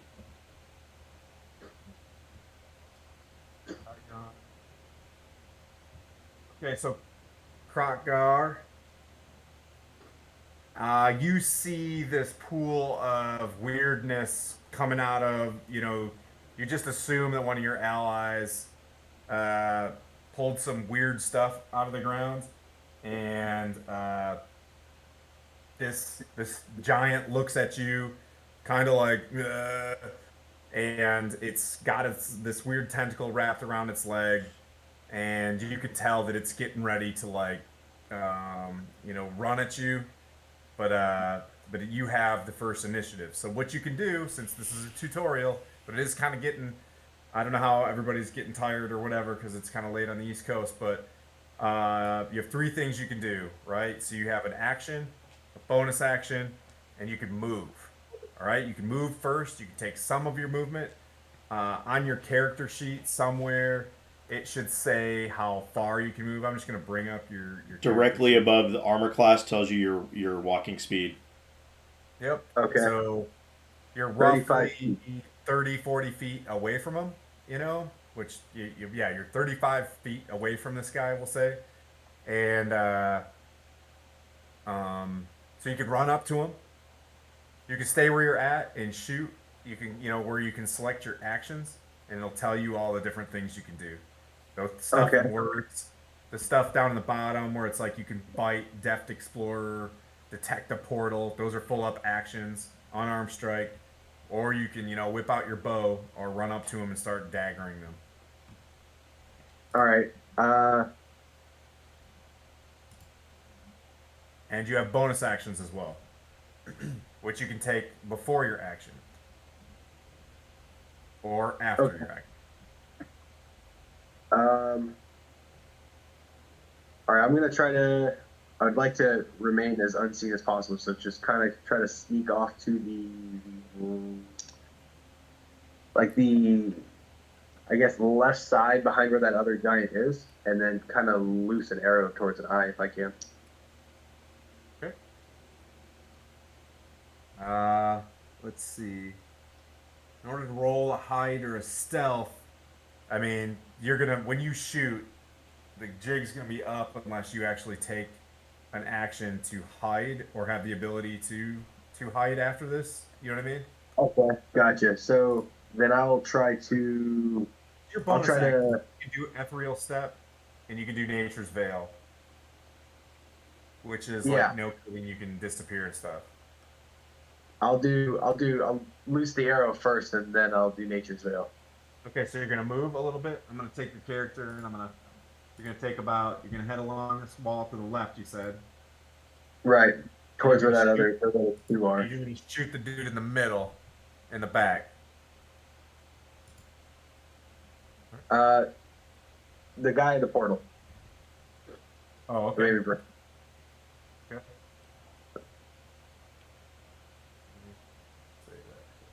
It's there. Okay. All right. Go ahead and you can either click the damage button, or you actually click the hit DC number for the longbow. See with the +8 down there, you can click that, and that'll roll your 20-sided plus, your 2 hit. Or otherwise, you'll know when you shoot your longbow, it's +8 to hit. So you just roll a Okay. 20 and it's +8. Does that make sense? Gotcha. Okay. I You will. just gotta remember when you use your dagger of venom, it's +9 because it's magical. Okay. All right. I got 25. That's a hit.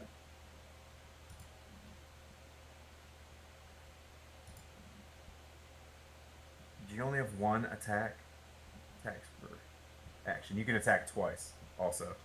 So you Okay. shoot him, and now go to the right where it says 1d8 plus 4. When you have a die 8, you just remember when you shoot this bow, it gets a +4 along with it, which is your proficiency bonus. I got 10. Okay, so 10 damage. And then, do you want to shoot him again? Does that negate get- my ability to use the nature's? Nope. So No, you have- get 2 you have attacks two- per. Yep. So if you look under actions in red, you'll see the word action, and then underneath it in red again is actions. And next to that it says attacks per action 2. So you can attack twice, and then you can take a bonus action, and then you can move. Okay. But you've I already. will. I'll try to. I wanna loose another arrow, but not towards that one that's taken all the damage already, but towards the other one. Just to let you know, think of game economy, and you want to do massive force. Splitting damage isn't always the best thing to do. So we've already done damage to something. We probably want to just kill that thing first, and then move from one to the next, rather than plinking one at a time. Does something being wounded kind of like slow it down or affect it anyway, or does it No, still have like peak performance until it's no, dead? it is Okay, what it gotcha. is. Yeah. Okay, then yeah, I'll shoot the one that's already hurt. Okay.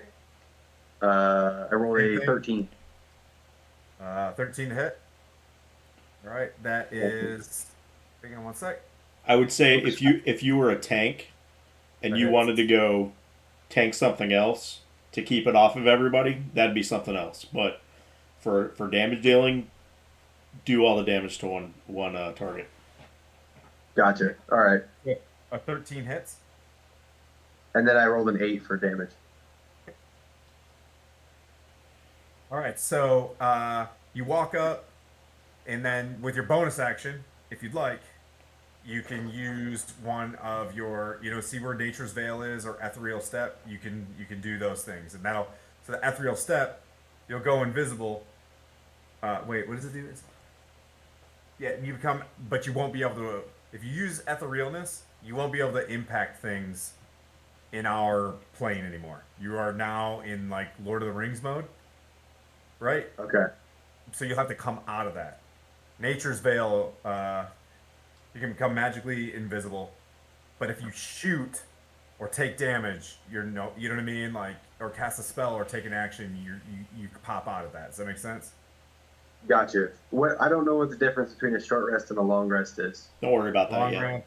Yeah, yeah, yeah. Okay. All right. I'll go with Nature's Veil since I have 4 of those and one of the other. Okey silly dokey. All right, so I don't describe what just happened until you're done with your turn. So you see, Manu, or I'm sorry, you see Argent go uh, something about your mom, and the hill giant like looks over, and you instantly like, yep, this is, like, so you have the highest point of initiative, right? You saw that go down, and then that hill giant, like, sorry, I'm looking at Twitch and not you guys. Hi guys. So you see that happen, and with your initiative, you realize I have to act first in this fight. If a round is 6 seconds, okay? So in that round, you have your action, your bonus action, your movement, and what's called a reaction. You can read your reactions, and those are usually if you have something called counter spell. If you see someone casting a spell, if someone runs by you, you get an opportunity attack. That's your burnt up one reaction, and you can just bonk them like one time, like bonk. But anyway, so you're sitting there, you see Manu look at this thing, this gross, weird, gurgling hole in the ground shows up that looks pretty blue with my low props budget. But anyways, it's there, and you instinctively like skirt off to the left, and you just like whack whack, like hit 2 arrows into this already damaged giant, and it just they make purchase like instantly, and they're 2 great shots right in its big burly chest, and then you're like, see you, and you disappear into the Nature's Veil. Like you shoot, you do like a Kobe spin move, and like ta-da, you're like out, and the rest of y'all are like tight. Unfortunately, the next monster with initiative is this hill giant that's standing there, and he's gonna go after who was just talking about his mama, and he's going after the skilled player. And so what happens to him when he walks out of this thing? Can he walk out Well, it's difficult terrain first off, so he's gonna have to walk through of it? 20 Okay. feet of it Yep. of difficult terrain. I don't know what his Got it. movement is. Hill giant can move. Okay, so he only has 20 more feet of movement. So he's gonna come running at you to about Chonger. So he makes it about there, and like, he big mad, and he's coming clubbing, but he's filling up a good portion of the center part. Disadvantage, giving, which is he's giving good cover to the giants behind them. So he's giving about half cover to the giants behind him. But you Can I hear ask him a- just say something about like, "What are you?" In giants. But he's cry mad. It's a weird, uncomfortable situation. You don't know why he's cry mad. but Kaigon. So same scenario. This is kind of how I DM and tell the story a little bit as we go along. You see this initial thing happen, something weird gurgling thing. Your friend, the lizard that lives up the street. You guys moonshining together. You know you've been moonshining for a while, selling dwarven ale in the Sunset Mountains. You're not allowed to, and he disappears. Spin move, and you're there doing. Go for it, man. Do the best barbarian stuff if you can. This giant, did he get out of that orb of crazy shit that's on the ground? He's out of orb of crazy. Is the orb still chilling there? Yeah, it's there for a minute. Did you break concentration casting that? They no longer have fly. Correct. Okay. All right. So first off, I'm gonna rage because that's how I roll. Yes. Lost your And then I'm opportunity going to. Huh? All right. I would like to rage. I'd like to rage. Thank you, Travis. Using my sweet ass giant slayer battle axe, I'm going to do a reckless attack on that first giant. Okay. So, well, first I'm going to charge over there, obviously. Bonus action. You selected, I presume, rage. Correct. Okay. And then you went in and you're doing your reckless attack. All right. Okay. Go for it. All right. So to hit, I got 16. Roll it again. You Oh, get yeah, advantage. advantage. Yeah. And the only reason you want to do that, even though you know it's a hit, is that nat 20, because those are delicious. So I got 18 to hit. Okay, that's a hit. Go ahead and roll damage, and you get 2 attacks per action as well. So you get an up, you know what I mean? You get a down and an up, or whatever you want to do. And that's a 1d10. I would recommend do this. Roll your second attack. Okay. And then So yeah, this so you can just add them all up together. I got a 19 plus 10, so 29. So good That's hit. gonna Did you hit. roll both? I just got a 17, so 29 to hit. for Okay, that. so now roll 2d10. Let me get another one. Oh, he likes dice.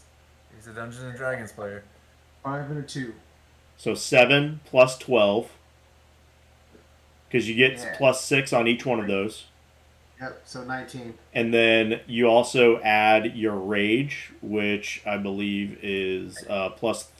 So another 6. So plus Oh, 3 yes, on each plus one of 3. those.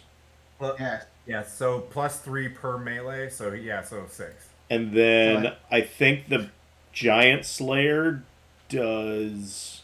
Shit, it's giant. Yeah, so. And 1 bonus to attack. No. And damage made Yeah. with this weapon. Also, I get to roll an extra 2d6 damage of So the he's weapon. got to do it. So it's got to roll Yeah, 2 do it. strength saves, and you get to roll 4 die 6. Yeah, so roll. Yeah. So what's the number at right now? 25. 7? 25? So, yeah, 46. I'm already checking. Nope, just do the 46. I've already got Yeah. the math on Okay, the cool. rest of it. Sorry. 5, 10, 15, 19. Holy shit. Okay, so that's well, good job. Is that a 44 damage? in the one Yeah, round? that's 44 damage. All right, and he's got to roll 2 strength checks, correct? Yeah, DC All right. 15. Tight. All right, I thought this was gonna be difficult. So one of them, oh, he's got a good strength, doesn't he? Okay, he saved. You just get in there with the giant slayer, and you're just like whack into its stomach, and you see its like flab fly to the side, and as you see it ripple into the side, you chunk off that whole bit of flesh, and you see like the yellow of fat on the inside coming out, and it's like, "Oh," and it's it gets ready to fall, and it holds itself stable, and it's heap big mad. So you've done your bonus action and 2 actions, and you moved roughly, we'll say 15 feet.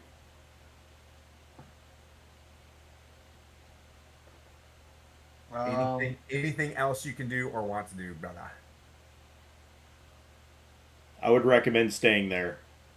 Yeah, I think that's all I got. Okay. I think that's my turn. Another hill giant is going to move.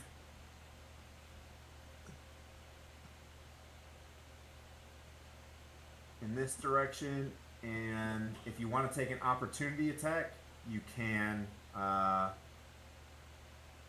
it can't even fit. It's going to try to fit. It cannot fit. So it is just going to turn.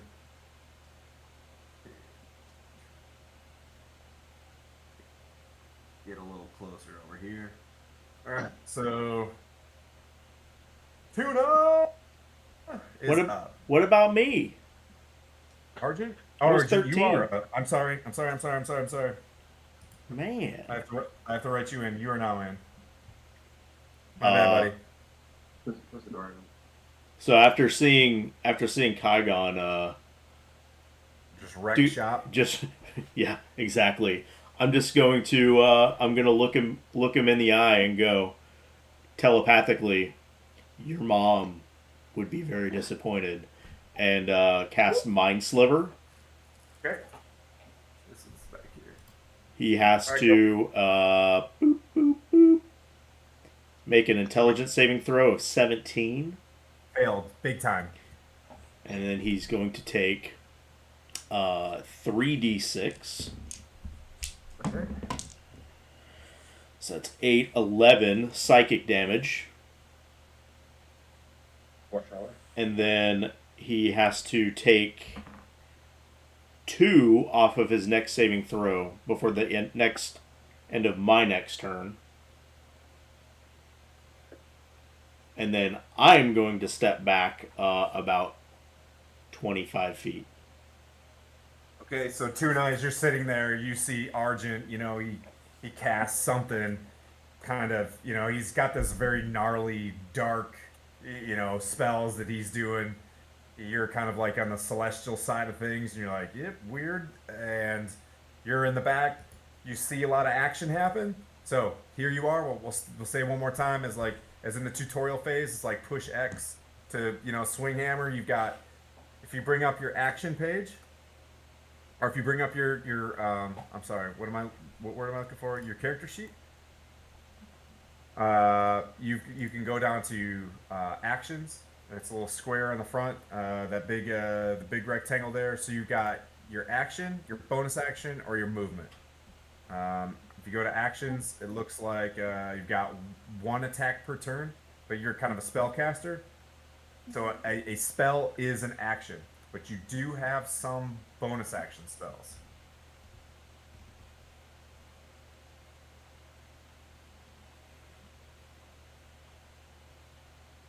She with us? That's you. Yeah, she's trying to figure out her positioning. Oh, yep, no worries. Take your time. Am I allowed to move? Yes. 'Cause, like- So you can move, and your movement speed is up by your HP. To the left, see where that empty box of inspiration that you'll never get? It's 25. Hoo-ha. And then, I'm so stingy. actually, so the giant that is coming towards me. Yep. Can I see him? Yes, Can I see absolutely. him? Okay. And how much is he in damage? You don't know. He does look pretty rough. I mean, he's got a huge lesion on his side where he's just like he's falling out, And he's crying. and he's also Yeah. crying. All is like that's the part that he's crying. He has feelings hurt pretty bad. Really, really a bad time for this guy. He's having a bad night. But But he's lost a lot of weight. So No, so you can make an attack, but that's what's been done already.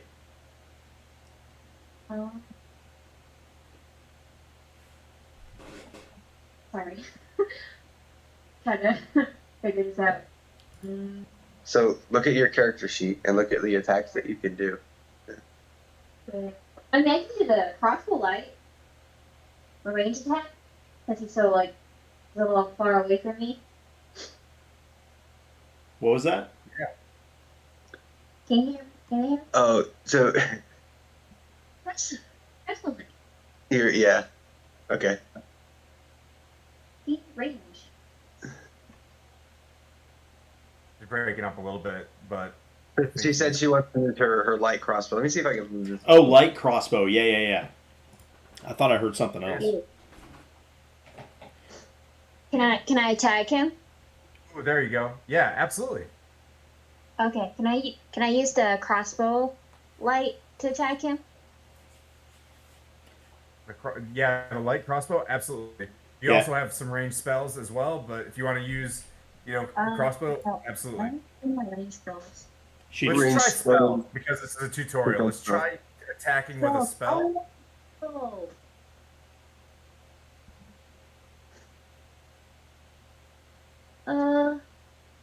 All my spells are All my spells are healing. No, you've got one. You've got one insect plague that you could cast up to 300 feet. So you could put that. Basically, you could put that on top of the two back guys, and they would have to walk through the insect plague to get to us. Do you see how that would work? Yes.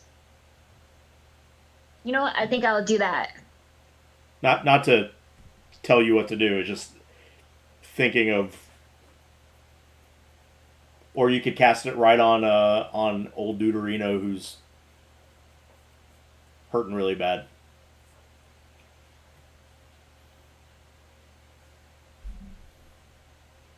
I think I just want to try the crossbow light. See how it is. This is Okay. a tutorial, right? Yeah, absolutely. Okay. I mean, How do You I? die. It's a tutorial.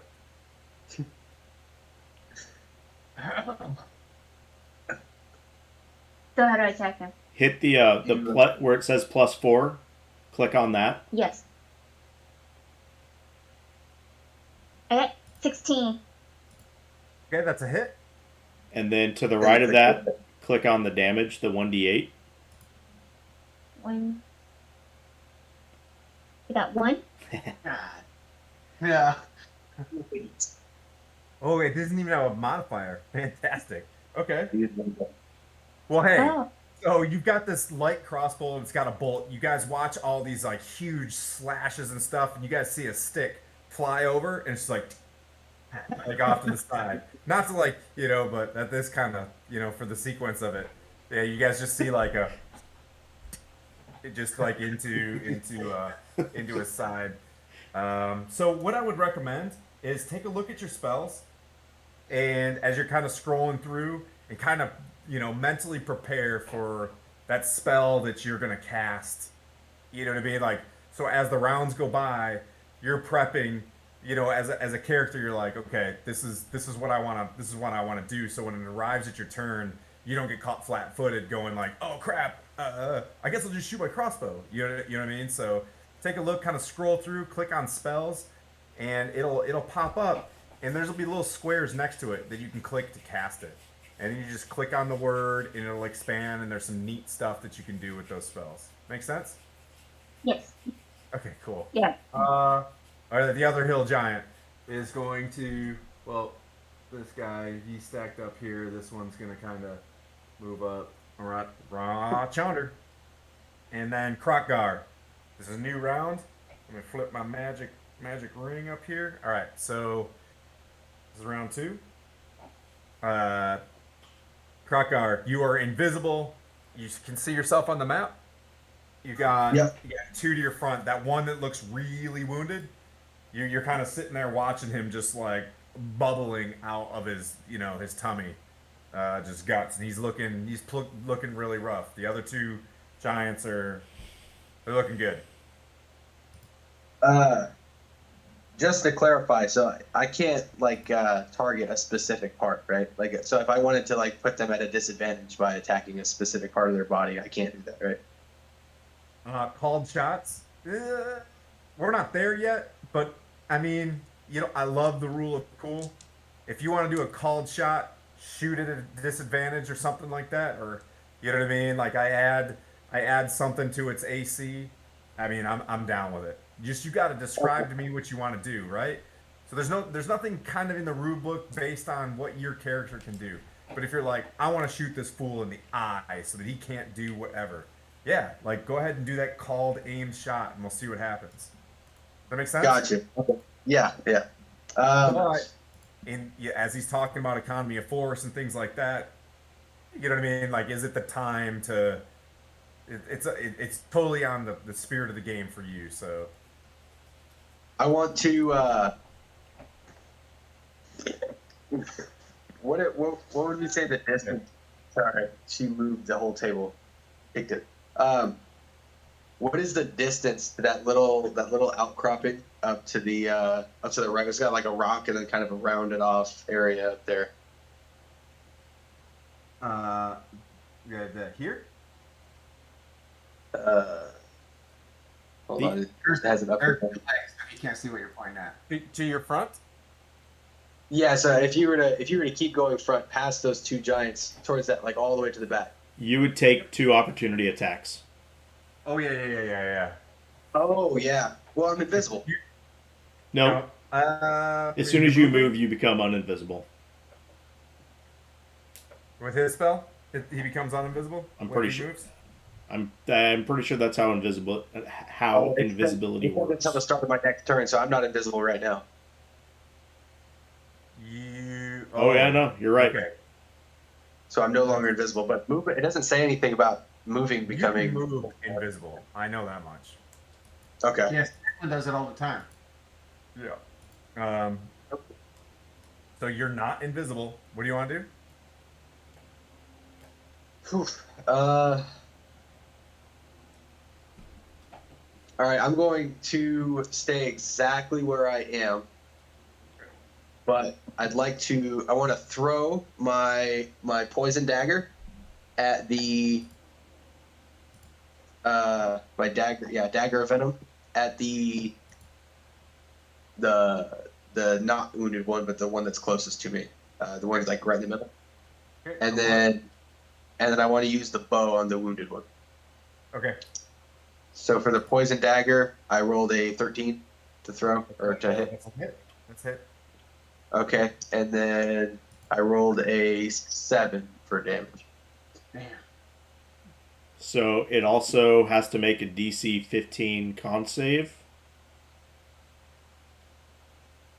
Well, I don't know what that means. So click on Dagger of Venom and read what it says. Yep.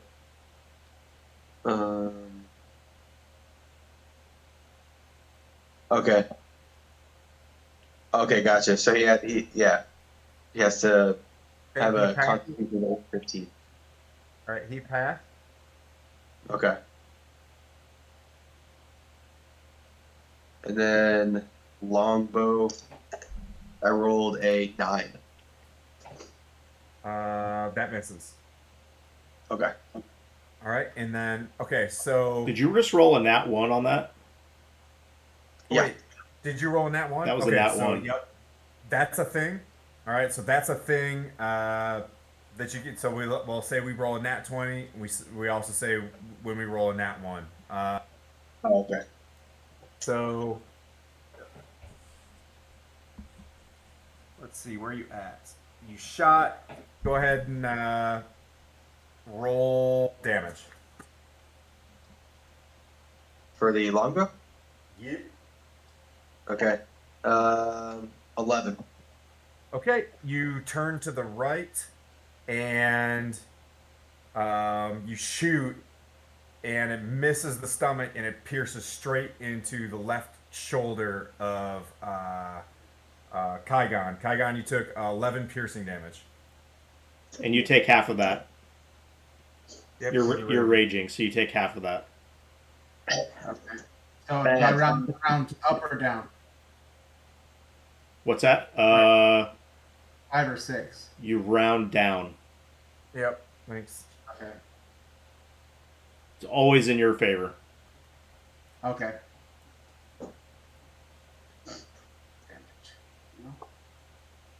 one on the list.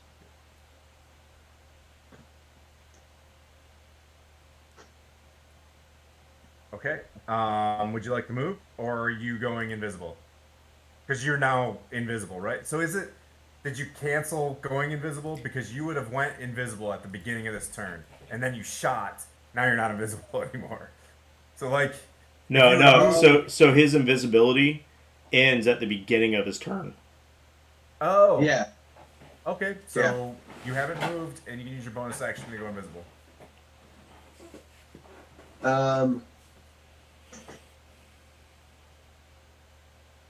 Yeah, I'm gonna go invisible. Okay. So you can just stay where you're at. Yeah, I'll stay exactly where I am, but be invisible.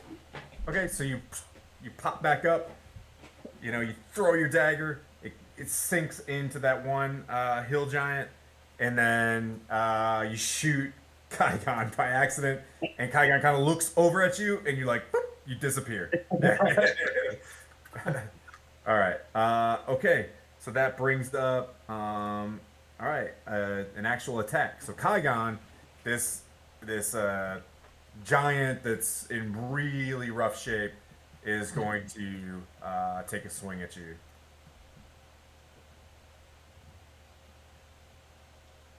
Oh, why did I do that? I'm not supposed to use. So that's a 14. So that's one, and then I'm gonna roll natural on the next one. So what's your AC? 17. All right. So he misses on his first swing, and then 21 to hit on the next one. That hits.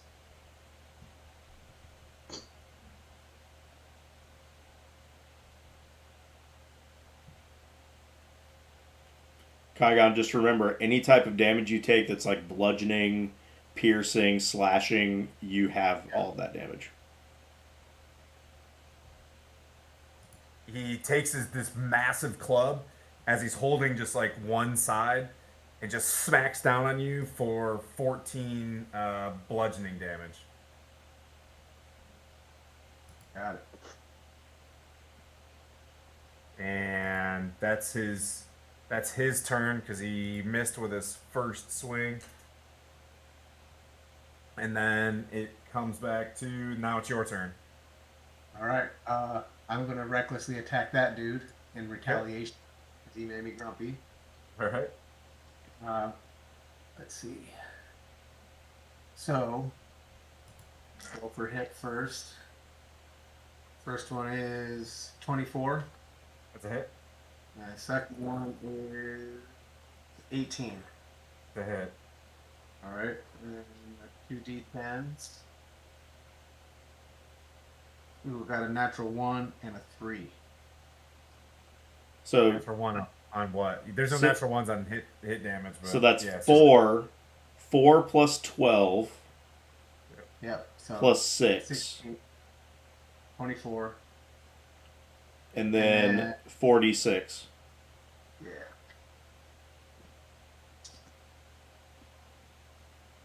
Ooh. 8, 10, 11.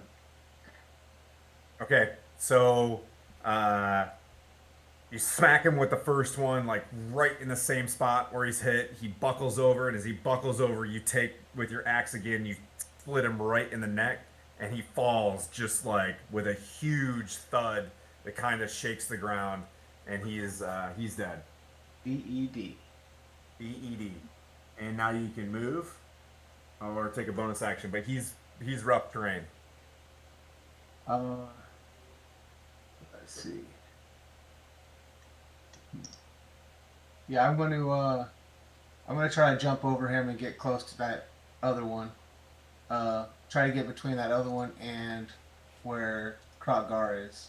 Okay. If you move around, you can get in front of Kroggar.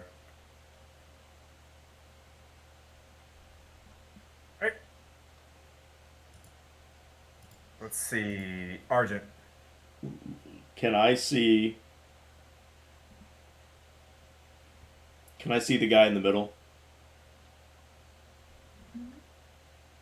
Yes, sir. You can see the top of his head. I'm gonna give him, another bit of AC there. Gotcha. So Well, he's behind a wall of dude.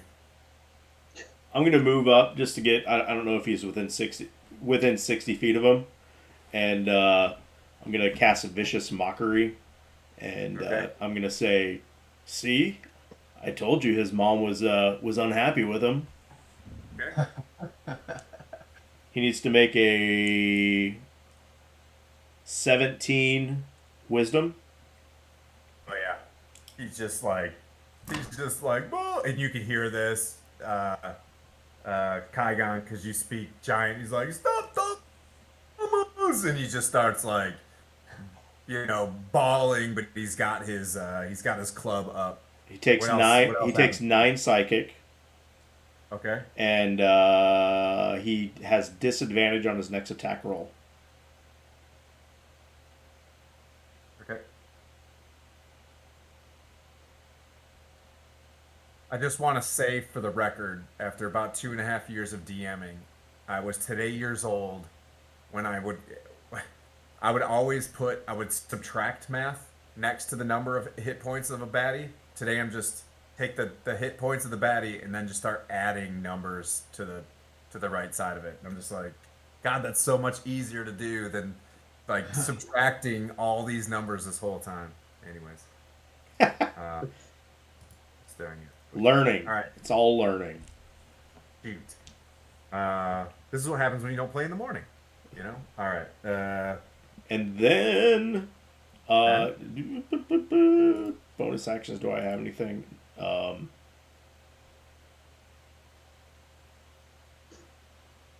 And then I'm going to. Just so you know, a hill giant's going next, and then you're up. So you're kind of on deck. So at the end of my turn, I'm going to attempt to push or shove that dead body out of the way. Okay. With telekinetic shove.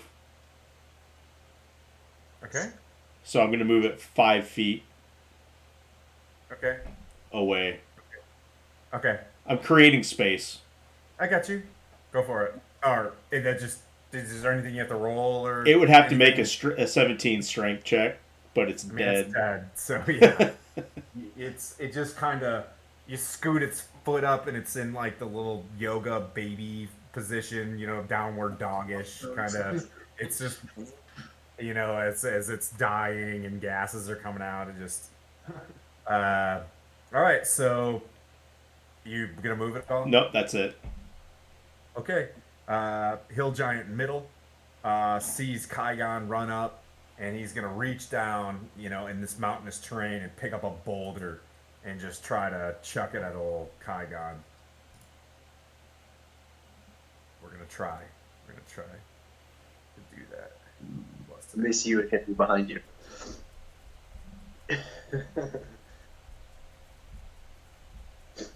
No, that's a 15 to hit. Nope. Yeah, so he just chucks this. He's just like, and he throws this boulder in his sad rage about his friend Hill Giant's mom. For these guys had a real tight relationship with that guy's mom, and there it goes. The boulder flies over your head. Tuna is up. Okay. You gonna Can I cast see a it? spell? Come on, sorcerer. Okay. I think I'm gonna my next spell. I'm gonna try the. So if I summon, is on your phone? Yeah. Okay, I'm hearing myself talk. If I summon a celestial, does that attack for me? Yeah, it's an ally. Yes, absolutely. Well, you can Can summon I Celestial summon already? it? Tight. Cool. All right. Nice. So can I try that? Yep, absolutely. Yeah. Hastily reads it. You call forth the social spirit, manifest in an angelic form, and run out through space.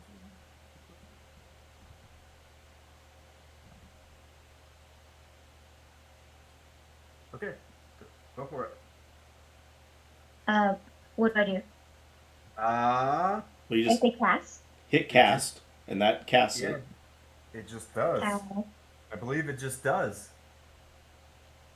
And it's a what, Oh, 5th level spell? Yeah. Yep. can I grade it out? Yep. So that means you cast it. That's all that means. Is Oh, you can't use that, again. oh. There. But why did I grade out my other 5th level spells? Oh, really? You should Yeah, have two, grade right? out my. Yeah, grade out my Yeah, grade out all my 5th level spells. You can back click. Back Just click. yeah. So if you casted summon celestial, you hit the word cast, or you can just go up to slots and hit slot. That's fine. Yeah. So if you go above on the 5th level line, there's two squares that say slot. Just hit Oh yeah. slot. You cast. Yeah, you cast. Oh Does that make sense? yeah. Okay. So what is it? Celestial spirit. It says summon celestial. Yep. And I think you have to use celestial spirit stats block. It says. Uh, yeah. Maybe. Yeah, so you Mhm. basically so you choose Avenger or Defender. Oh. Oh. Okay. Radiant bowl. Uh, Oh, and celestial spirits right there. So that when you click on the word summon celestial, the stat blocks for that creature are right there. Okay, so that pops up. Um, as you close your eyes, you cast the spell. What do you want it to do? Do you want it to be an Avenger or a Defender? Avenger. Uh, Defender only. Radiant bow. All right, so it appears next to you. And it can make 2 attacks. Yep. And Can I you can attack one thing and then attack another giant? sure, absolutely. So you Okay. see it attack right there. It's got a 1d10 plus. I'm sorry. It's got the hit is 2d6 plus 2. It doesn't say what its hit is. It's got a dex, so it's a plus 2 bonus, we'll say. Yep. So go ahead. The spell's level radiant. This is ridiculous. 2 plus the spell's radiant. So the hit. proficiency bonus is her bonus. Yep. So plus 4. To the die 20 is plus 4. And then what's the radiant damage? I'm looking. Radiant maze and range weapon, healing touch, multi attack. We'll just deal with this. This is fun. So, anyways, we'll read it a little bit more, but it's go ahead and roll a die 20 for the hit, and then add 4 for its modifier. Be 4 You plus. see this? Yeah. A D20. Plus 2, Go right? back, go back to your character thing, and then click on that. Oh, they're really? Click on it, and then click on the 20. Yeah, there you go. Okay. No, it's a spell attack modifier. It's a hit, which is plus 3. I'm good. Click that right there, and just do self. Okay. Wow. I got a 2. The plus 4 is 6. I got a 6. So the first one misses. Go ahead and roll again, but I'm seeing spell attack modifier, Manu. So that's plus. Where's your spell attack modifier? Plus hers is plus 7. Yeah, so it's plus 7 actually. So plus 7. So 3 plus 7, 10. I got a 10. Okay, so the first one missed, and then go ahead and roll your second one.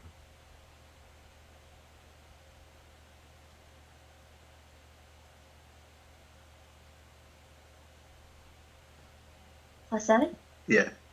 So Okay. 16 plus 7, 23. 23. Okay. So that's a hit. So that's 2 die 6 plus 2, plus the spells. Plus level 5. rating, Plus It was- 5. Thank you. Yes. Thank you. So plus 7. 2 die 6 plus 7. Thanks, Manu. So you need to roll 2d6, which is the figure. You can roll the real ones if you want. Terrible. Yeah, you roll 2 of them. So that's easier. 5 and a 1. 5, 1. Plus 7. 6 plus 7, so 13. 13.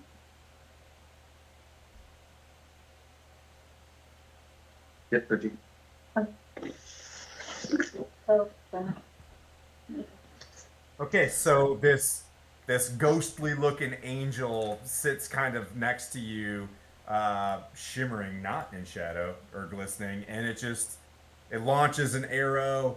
You know, it's got like a humanoid type sense to it, so it can miss, and then it tightens the bow, and then you see this, angelic looking stream of energy with a kind of a ghostly looking, bright, radiant arrow fly through and hit the center um, uh, giant dead to the chest, and it kind of just does the NPC thing kind of next to you.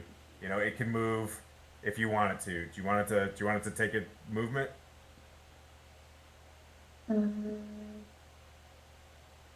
Movement and like. Like, do you want it to move on the board to get closer or further away or whatever? Yeah, let's move it closer. Okay. It moves up. It make you know what I mean. It just does very angelic sounds as it kind of moves forward, and you have movement as well, and a bonus action still. Oh, I got a bonus action. Yep. Huh?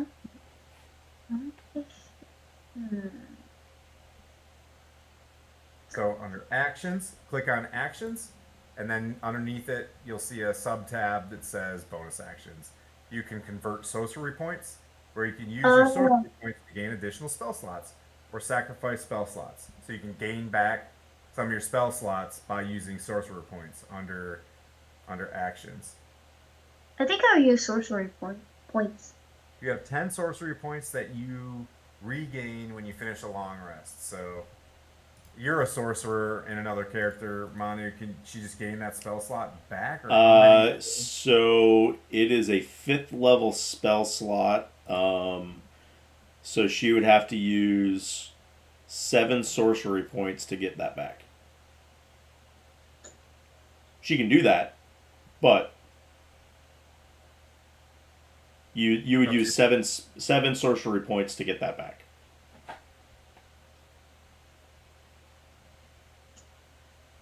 Up to you, buddy.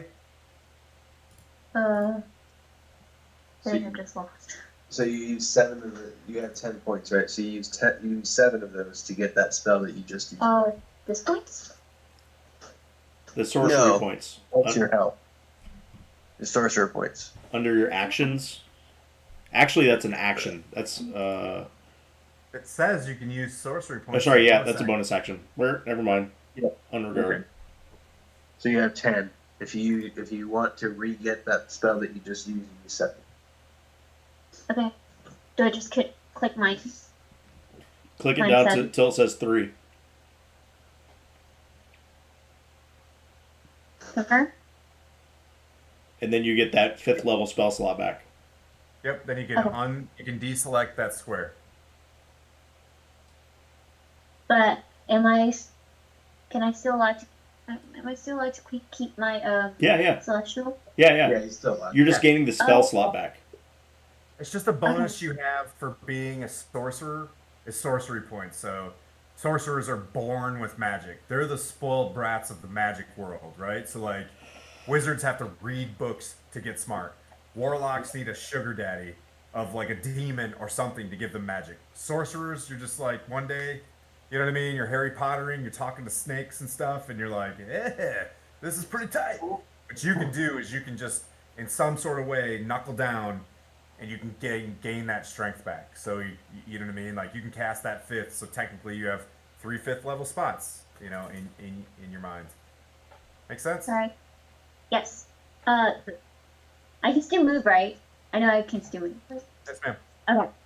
I'm gonna move next to my spirit. Okay, cool. Celestial. All right. You're up there. It kind of, you see its head kind of look down and nod at you. You see like waving, hair. It's, it's looks like you can't necessarily tell a gender or whatever, but it's just it's a shimmering angel looking thing. I've never seen anybody cast that. Thank you. Yeah. The old man crybaby. You Yeah. can't tell the that guy. You know what I'm talking about. Yeah.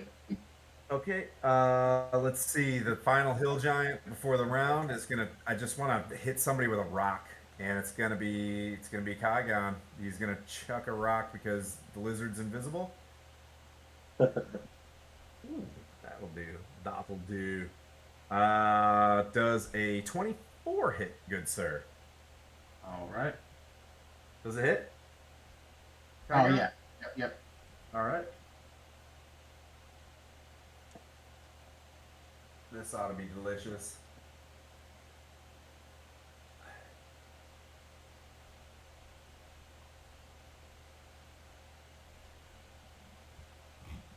Nine, 24 bludgeoning damage Okay.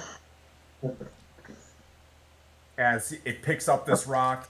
Its buddy misses him. He's crying and he's just like, "Why you make Dave mad?" And he throws this thing. All my NPCs are Dave on the quick. And then Krokgar, you see this exploding rock hit your buddy, and it is now your turn for round 3. All right. It has literally only been 18 seconds of combat. Just in case anybody wants to know. Seems like it's been an hour. You guys have only been fighting for just a little while.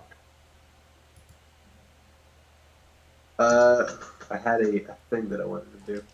Oh, I can make notes. That would have been awesome. I should have done that. Yeah. So I would like to use Misty Step Okay. and try to. I want to go off to the right, kind of like right in between the dead corpse and the one on the far left. Okay.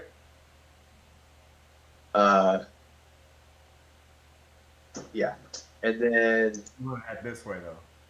Because that's left.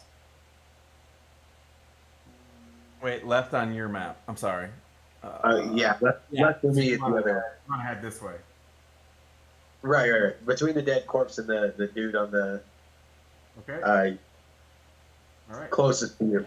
Yep. So do you want to? Oh, you're misty stepping. So yep, you don't get an opportunity attack. You burst through. All right. So you're on the other side of him. Good job.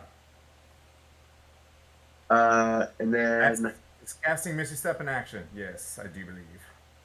It is. Okay, so you do not get your attacks. are you not getting attacked? Nope. Yep. So an action is very important. So you have an action, but you have an action that's 2 attacks. Does that make sense?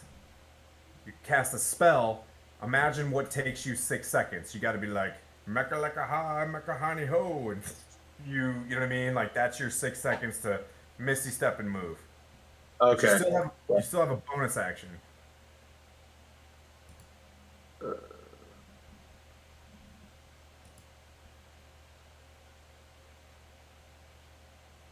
Or you can go back. Bonus action.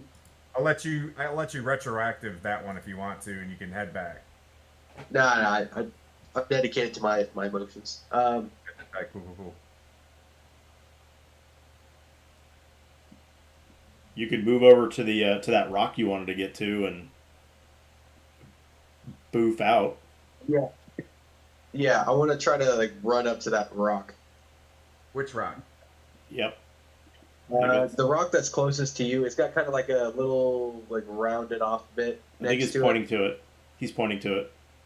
Yeah? Yeah, yep. Yeah, that's the one. I want to try to move up into that corner. You're up there. So you dashed. As a bonus action, you can do like a sprint. So you can double your movement. So that's called a dash. And you just did that. Wait. No. Is bonus action dash? No. No. Nah, no. That's only with absurd. No, so the you're there. Misty Step he teleported and then he still had his movement available to him. Okay, got you. Yeah, I want to teleport out of them so they don't smack me when I run by. Okay, Hill Giant 1 is dead. Kygon, you're up. All right. So I have a question. I'm looking at Orcish Fury, and then there's two different Orcish Fury things. One of them is for when I use, uh, what's it called? Something endurance. Okay, one of them is only works after I use Relentless Endurance. Are you guys looking at my sheet? I'm trying. I'm getting there. Okay. Yep. Ooh, Go ahead. Okay. If you look at under all and you scroll all the way down just above Spirit Shield, there's that Orcish Fury attack. But then if you scroll down further, there's another Orcish Fury that just says extra damage, and it says once per short rest when you hit an attack using a simpler martial weapon, you can roll one of the weapon's damage dice an additional time. You see that one? Yeah, so you can do that once. Right. Okay. So those are different. They're named the same thing, and it was Yep. kind of throwing me off. Okay, so I'm going to use that. I'm going to do a. This is your reckless daily, attack. as it's called. What's yeah. that? It's like your daily. But yeah. Okay. So yeah, I'm going to use a reckless attack on that giant that's closest to me, and I'm also going to use that Orcish Fury. Okay. Well, I would say you're going to attempt to hit it first, Okay. and then if you do damage, then you use Orcish Fury to do that extra damage. Yeah. Okay. Much like a smite or something, you get the option upon hit, right? Okay. That's something that you could write next to your character sheet or something like that as like on a hit. You know what I mean? OF. All right. So roll the hit. You get a 26 That's a big hit, buddy. and 16. Both hit. Sweet. Here we go. All right. Everybody do math. All right. And then I got my 2d10s. Okay. These guys. We got a 5 and a 10. That's 15. Plus 12. Plus 12. It's 27. Plus 6. Plus 6, 5. Plus Oh, 6. Yeah, plus the, yep. Well, 6 for your melee. Yep. Yeah. 33. And then my 4d6s. We got 5, 9, 10, 12. So that puts us at 45. And then I roll another d10 for my Orcish Fury, right? Good lord. Yeah, so it's going to be a D10 Yep. and another 2D6. So 7. That puts us at 52.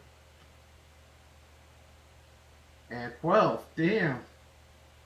So 66. Or Holy 64, sorry. shit. Oh, I feel like I'm not even doing anything.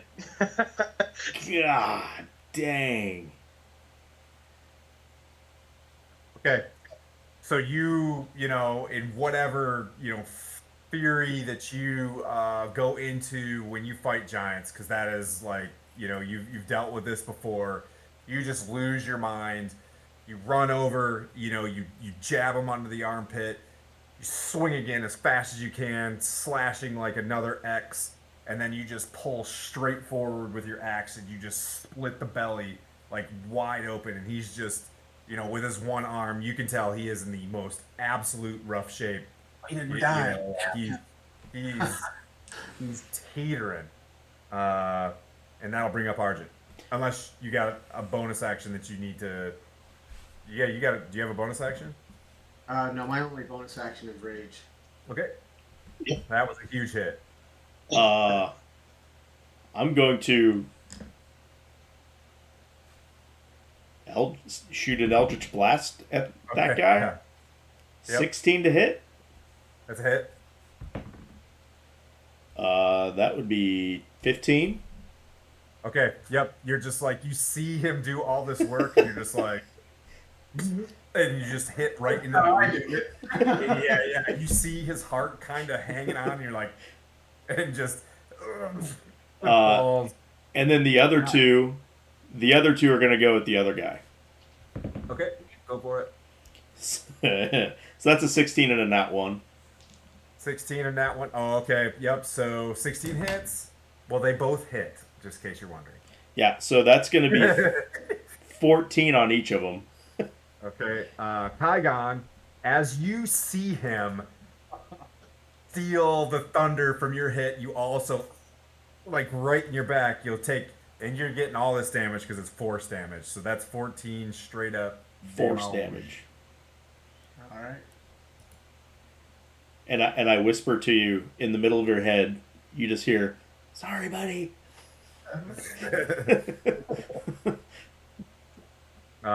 That hill giant back there, not digging that at all. Those Eldritch blasts are gonna. He's gonna chuck. Oh, do you want to move? No, All right, he's gonna chuck a rock at you. Come on, baby. I feel safe. You know, you hear him like these dudes are emotional. You know what I mean? Like he's just like, "Oh, Dave's mom," and chucks like another boulder, and you hear it just like fall, behind you. It does make a pretty decent echo in this area, in case you're wondering. And Tuna, you're up. Okay. Wait, so the giants, That one giant's dead. they both died. There's 2 dead giants and 1 living giant. Okay. I think I'm gonna move. Okay. Your celestial can fly 40 feet. Also can fly. Yeah. Oh, now I'm gonna move my celestial to those, like almost like in front of the giant, but not. It's like between those rocks, the mountains, rocks. Okay. Okay, so let's see. Use your map and tell me left, right, down, whatever. Okay. Straight. Okay. Oh. Yep, straight this way. Towards Krotgar? Towards that giant. This guy. Okay. Okay. To my. Gotcha. Oh no, to the standing giant.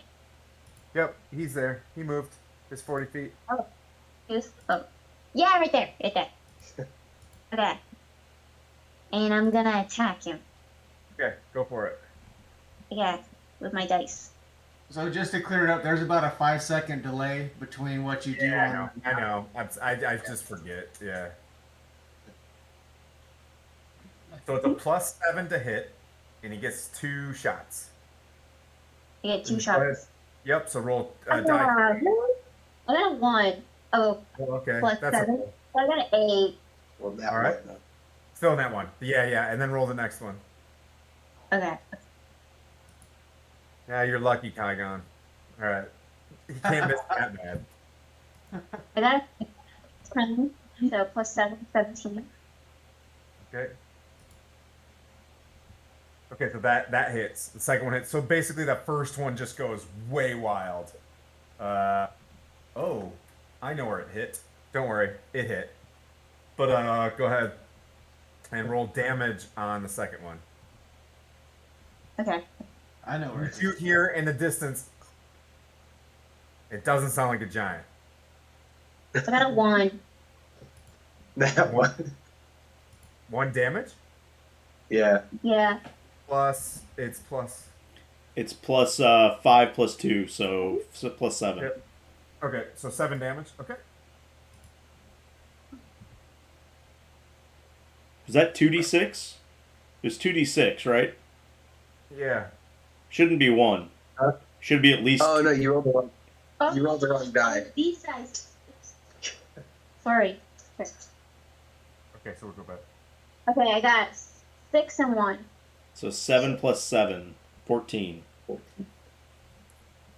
Okay, so it just shoots twice.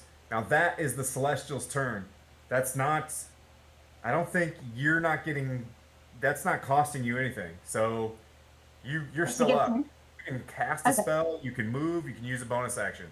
Make another Celestial. Like I didn't realize how sick this was gonna be, and how many minis I'm going to need to have.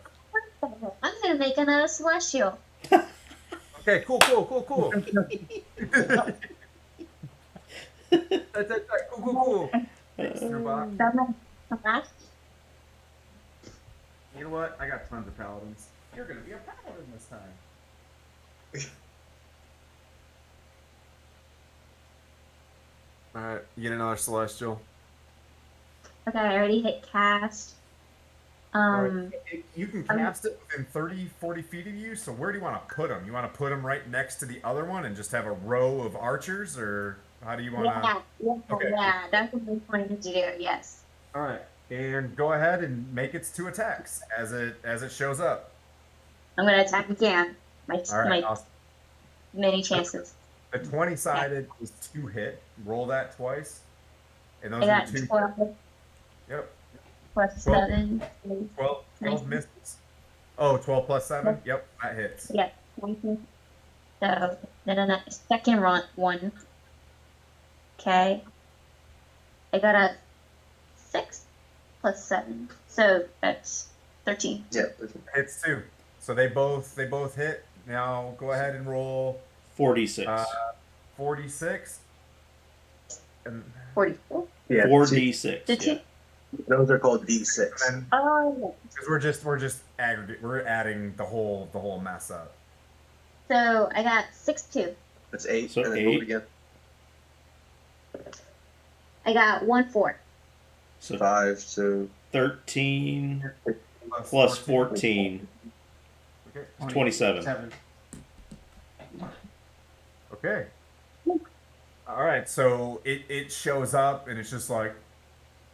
And it just like it's on point and just like lays in 2 solid radiant arrows into this lawful evil, chaotic evil giant, and you can still move and use a bonus action. It's up to you.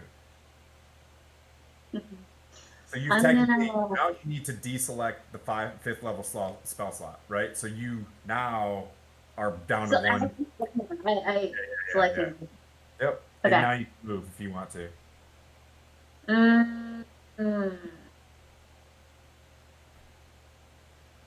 Can I cast a spell? Nope, you already cast it. Yeah, you cast. Yes, cast That a. was your spell.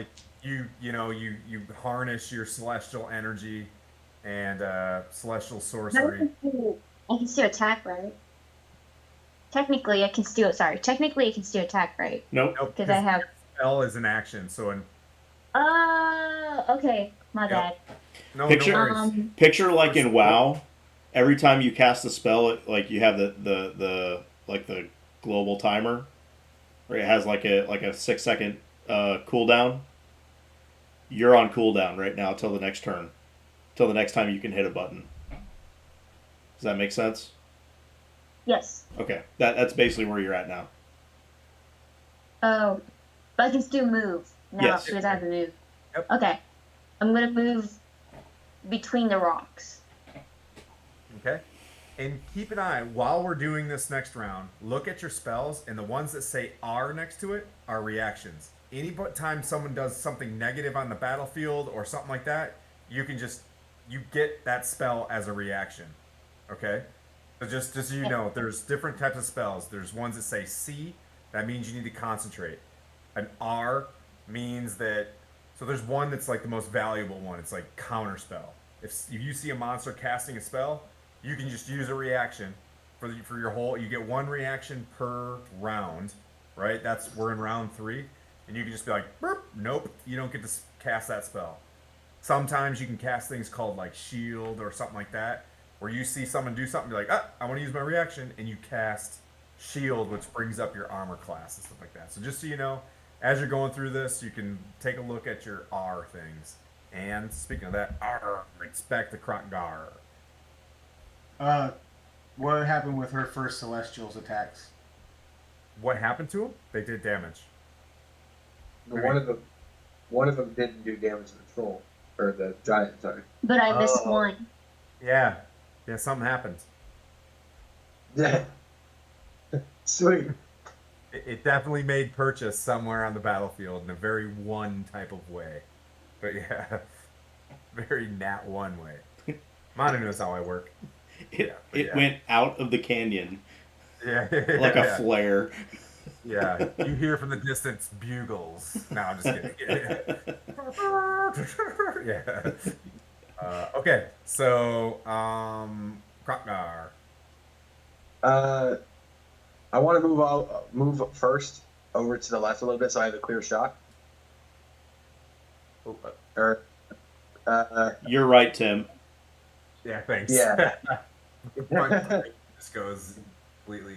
Yep, you can get around the corner and you can do a little Call of Duty, shoulder over. And I'll just use the longbow twice on that last one. Pew pew. All right. Don't forget to pick up your dagger. Just saying. Yeah, yeah. I got a 22 It's a hit. and a 11. It's a miss. Okay. 12 for damage. That's a 8 on the D8, right? Yep. Yeah, +4. Okay. Yep. Okay. So the first one you shoot, and the second one you shoot. But as you get around the corner, you see a man who's he's missing an arm. His arm is there, by him, but he's just kind of laying there, and he seems like unconscious. Okay. Uh,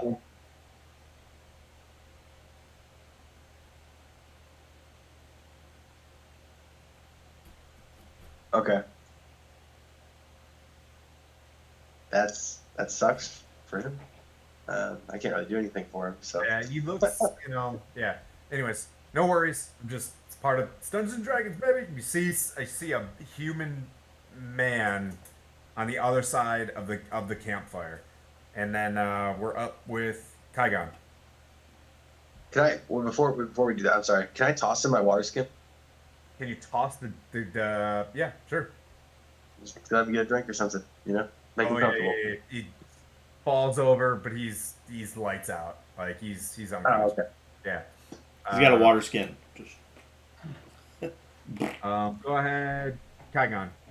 So I can't necessarily, if I think something to Manu, can he hear me still, or? if I no, told him I'm to- way far away now. Are you okay? I think Tuna is the only one that's got any healing abilities. So, but anyways, I'm just gonna go back to town whacking away at these fucking giants, or freaking I was giants. gonna say you're a barbarian. Don't think about healing. Yeah.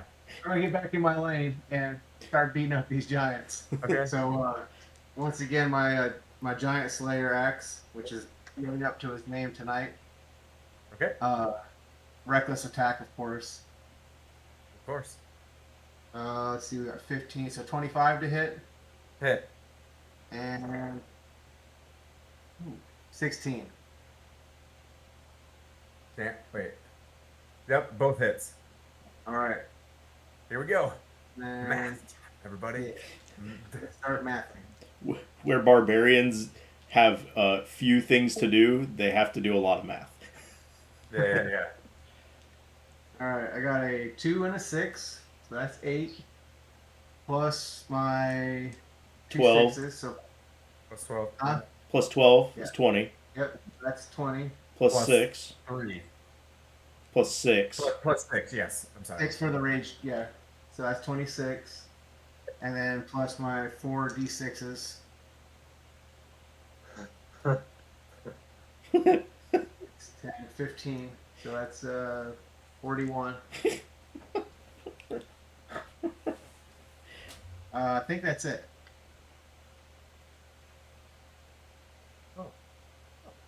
Good job. You Okay. got it. Yeah.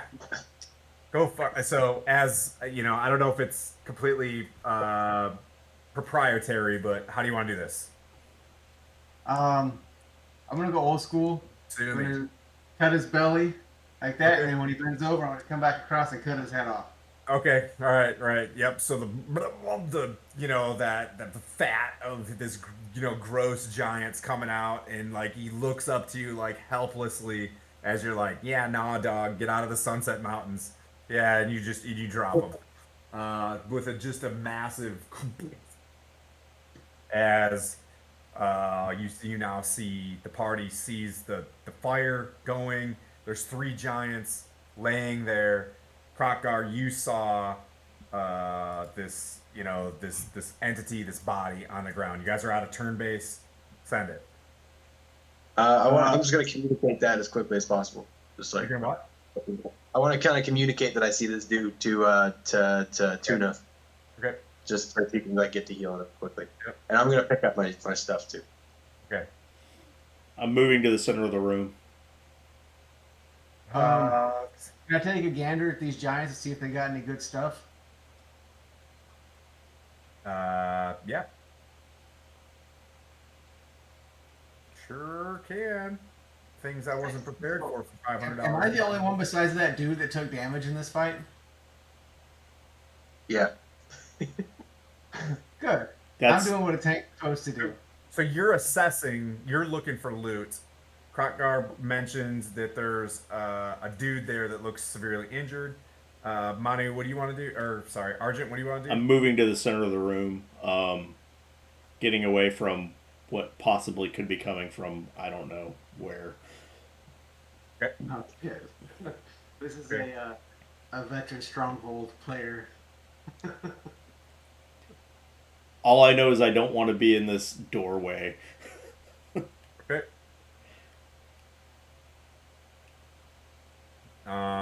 Okay, yeah, you moved. Theater of the Mind is stuff. Tuna. Move to the food. You're moved to who? The food. Did they say have food? You're moving to the dude? No, the food. The food. Or you're moving to the food? Yeah, because that was like the we fight the giants because they have food, right? Right. There there is a carcass, spinning over top of the campfire. But there's also a dead dude next to it. There's also a dead Dude. unconscious. I mean, I see giants, but No, the guy, the injured guy. I ran over and told you there's an injured guy with like his arm is all messed up. Yeah, He's there's a like guy with like a severed arm next to the campfire on the other side. You No worries, you can no cast a heal There on was a him. giant bear carcass in the way. You're like, oh, I thought you said okay, and then you see a man. Dude, not dude. Go ahead and roll a perception check, Tuna. all right. I got a 3. Oh, okay. You kind of see that there's a person on the other side of the bear. Yeah, and he looks not alive to you. That's your perception check. They're like, yeah, definitely a dude over there. I understand what's somebody.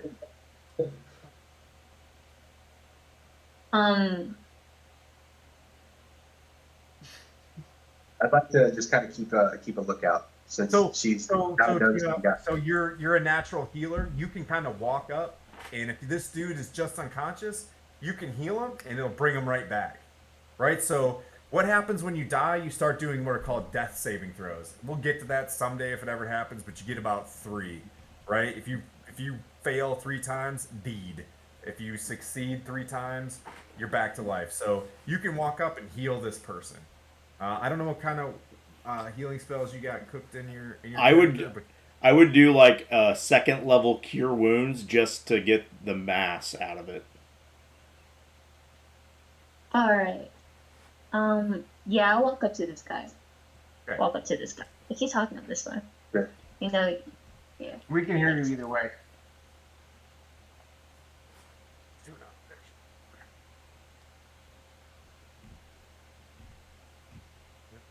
So go ahead and click the cast button, and whatever kind of.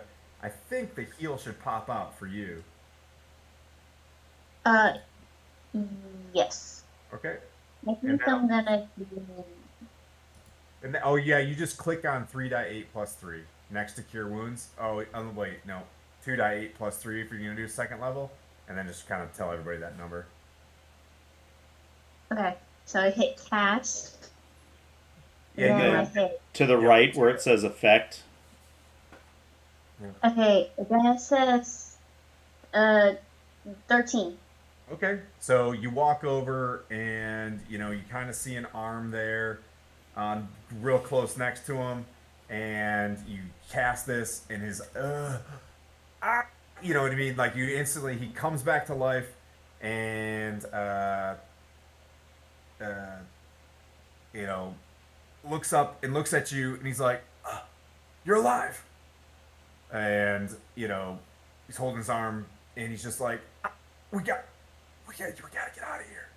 You instantly recognize him as this guy. His name is Renier Neverember. Uh, you definitely know that he's a pretty high harper, and he reaches over, grabs his arm, and he's like, "We have to go. We have to go. We gotta get out of here." He's like, "I found it. I found it.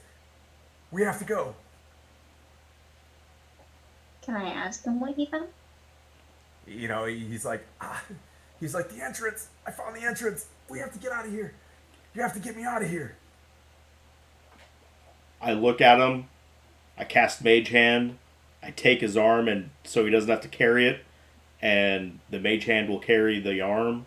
And I go, let's get the F out of here. I'm gonna go pick that dude up, fireman's carry style. Okay. Okay. All right. And that's where we'll pick up whenever we pick up again. I know we went a little bit longer, but it's tough to just kind of go through all the sequences. And I think you guys got a lot of that. I like to do role play to an encounter, or an encounter to role play to get a whole kind of a session. I think you guys got a little bit of that. I can see you guys super smoked. It's got to be almost like 2 a.m. there. So if you'd like, tomorrow evening or something like that, I can pop back on and we can after action review this thing. But you guys, it's only 11 for me, so I'm doing great. Wow, lucky. Two Yeah. questions. So yeah. So one of them, I'm looking at the passive ability versus, like, my passive perception is way better than my skills So, perception. Yep. So for me, for passive perception, that's something that I would declare as a party member, because I can, once we start playing a little bit more in our other party, we got this guy Connor, and he has an enormous passive perception. Uh, don't yeah. So anyway, Connor with his enormous PP I will be like, "Hey, your passive perception makes you want to do a perception check." So I call on the person with the highest passive perception to just, if we're moving along, we know how to play the game, I'll just be like, "Manu, do an insight check because you've got the highest insight." Gotcha. You know what I mean? Like, it's just a way for me to flavor the game a little bit. Okay. And then the other one. So one of my character's biggest flaws is that I'm always hungry and I'm always going after food. Okay, And so that's it's the bear. The bear is good to go. Yeah, yeah, Yeah. yeah. And Okay. so that's why I was like, yeah, I'm gonna go towards the food. But at the same time, I didn't want to be like, I'm just gonna go running out there. Yeah. Like, what's the right way to play that as far as from a role playing perspective? Like, should I have just like started wandering out there and everybody else like, what the hell is he doing? So it's good for flavor. It's I was good for flavor. I was You know gonna your say character- I was gonna say this. I was gonna say this. Go for it. At the end of the battle, instead of looking for loot, you go Yeah, straight to the bear. You're like, whatever, and you just start. Yeah. It's like As soon as she mentioned the food, I was like, shit, I forgot about it. And that's exactly what I should have done. I should have went straight for it and started mowing down on it. Yeah. But from the, like, before it, and I was sitting here thinking, like, trying to decide, should I go after this, go after just, follow your nose and just kind of go float in that direction, or, and I mean, that would really screw up the team. Like, here I go wandering into a giant camp, but at the same time, that's a flaw. Sometimes that's just, you know what I mean? Like, that's just, You have no idea how many times I've done that. yeah. Trust Okay. me. He's the turtle that portal jumps. He sees a portal and he runs through it. So so if I ever want to like jack the party up, I'll be like, the floor is very misty and mystical at the ground. He's like, "Woo, I'm up here." So yeah. It's fun. So that's like one of his faults, and we'll use it. And it helps me. It helps me craft a dungeon as well. I can put food in a place where I want you to go. You know what I Right. mean? And like you'd be like, I smell food, and kind of move out. So that's a good thing. Okay. I just wasn't sure exactly like how the mechanics or how you're supposed to use it and that kind of thing. And your flaws can develop as well, much like Tortle the Portal Tortle that developed as his character flaw. Um, so I'm set, Monty. If you want to close the stream, and then we can stay on Discord because Yeah. let Thanks everybody everybody. know. Thanks everybody for watching. For anybody who's watching, yeah. Come watch us again on the 19th with the full show. Have a good one. What's up? And we'll stay up. We'll stay up on Discord.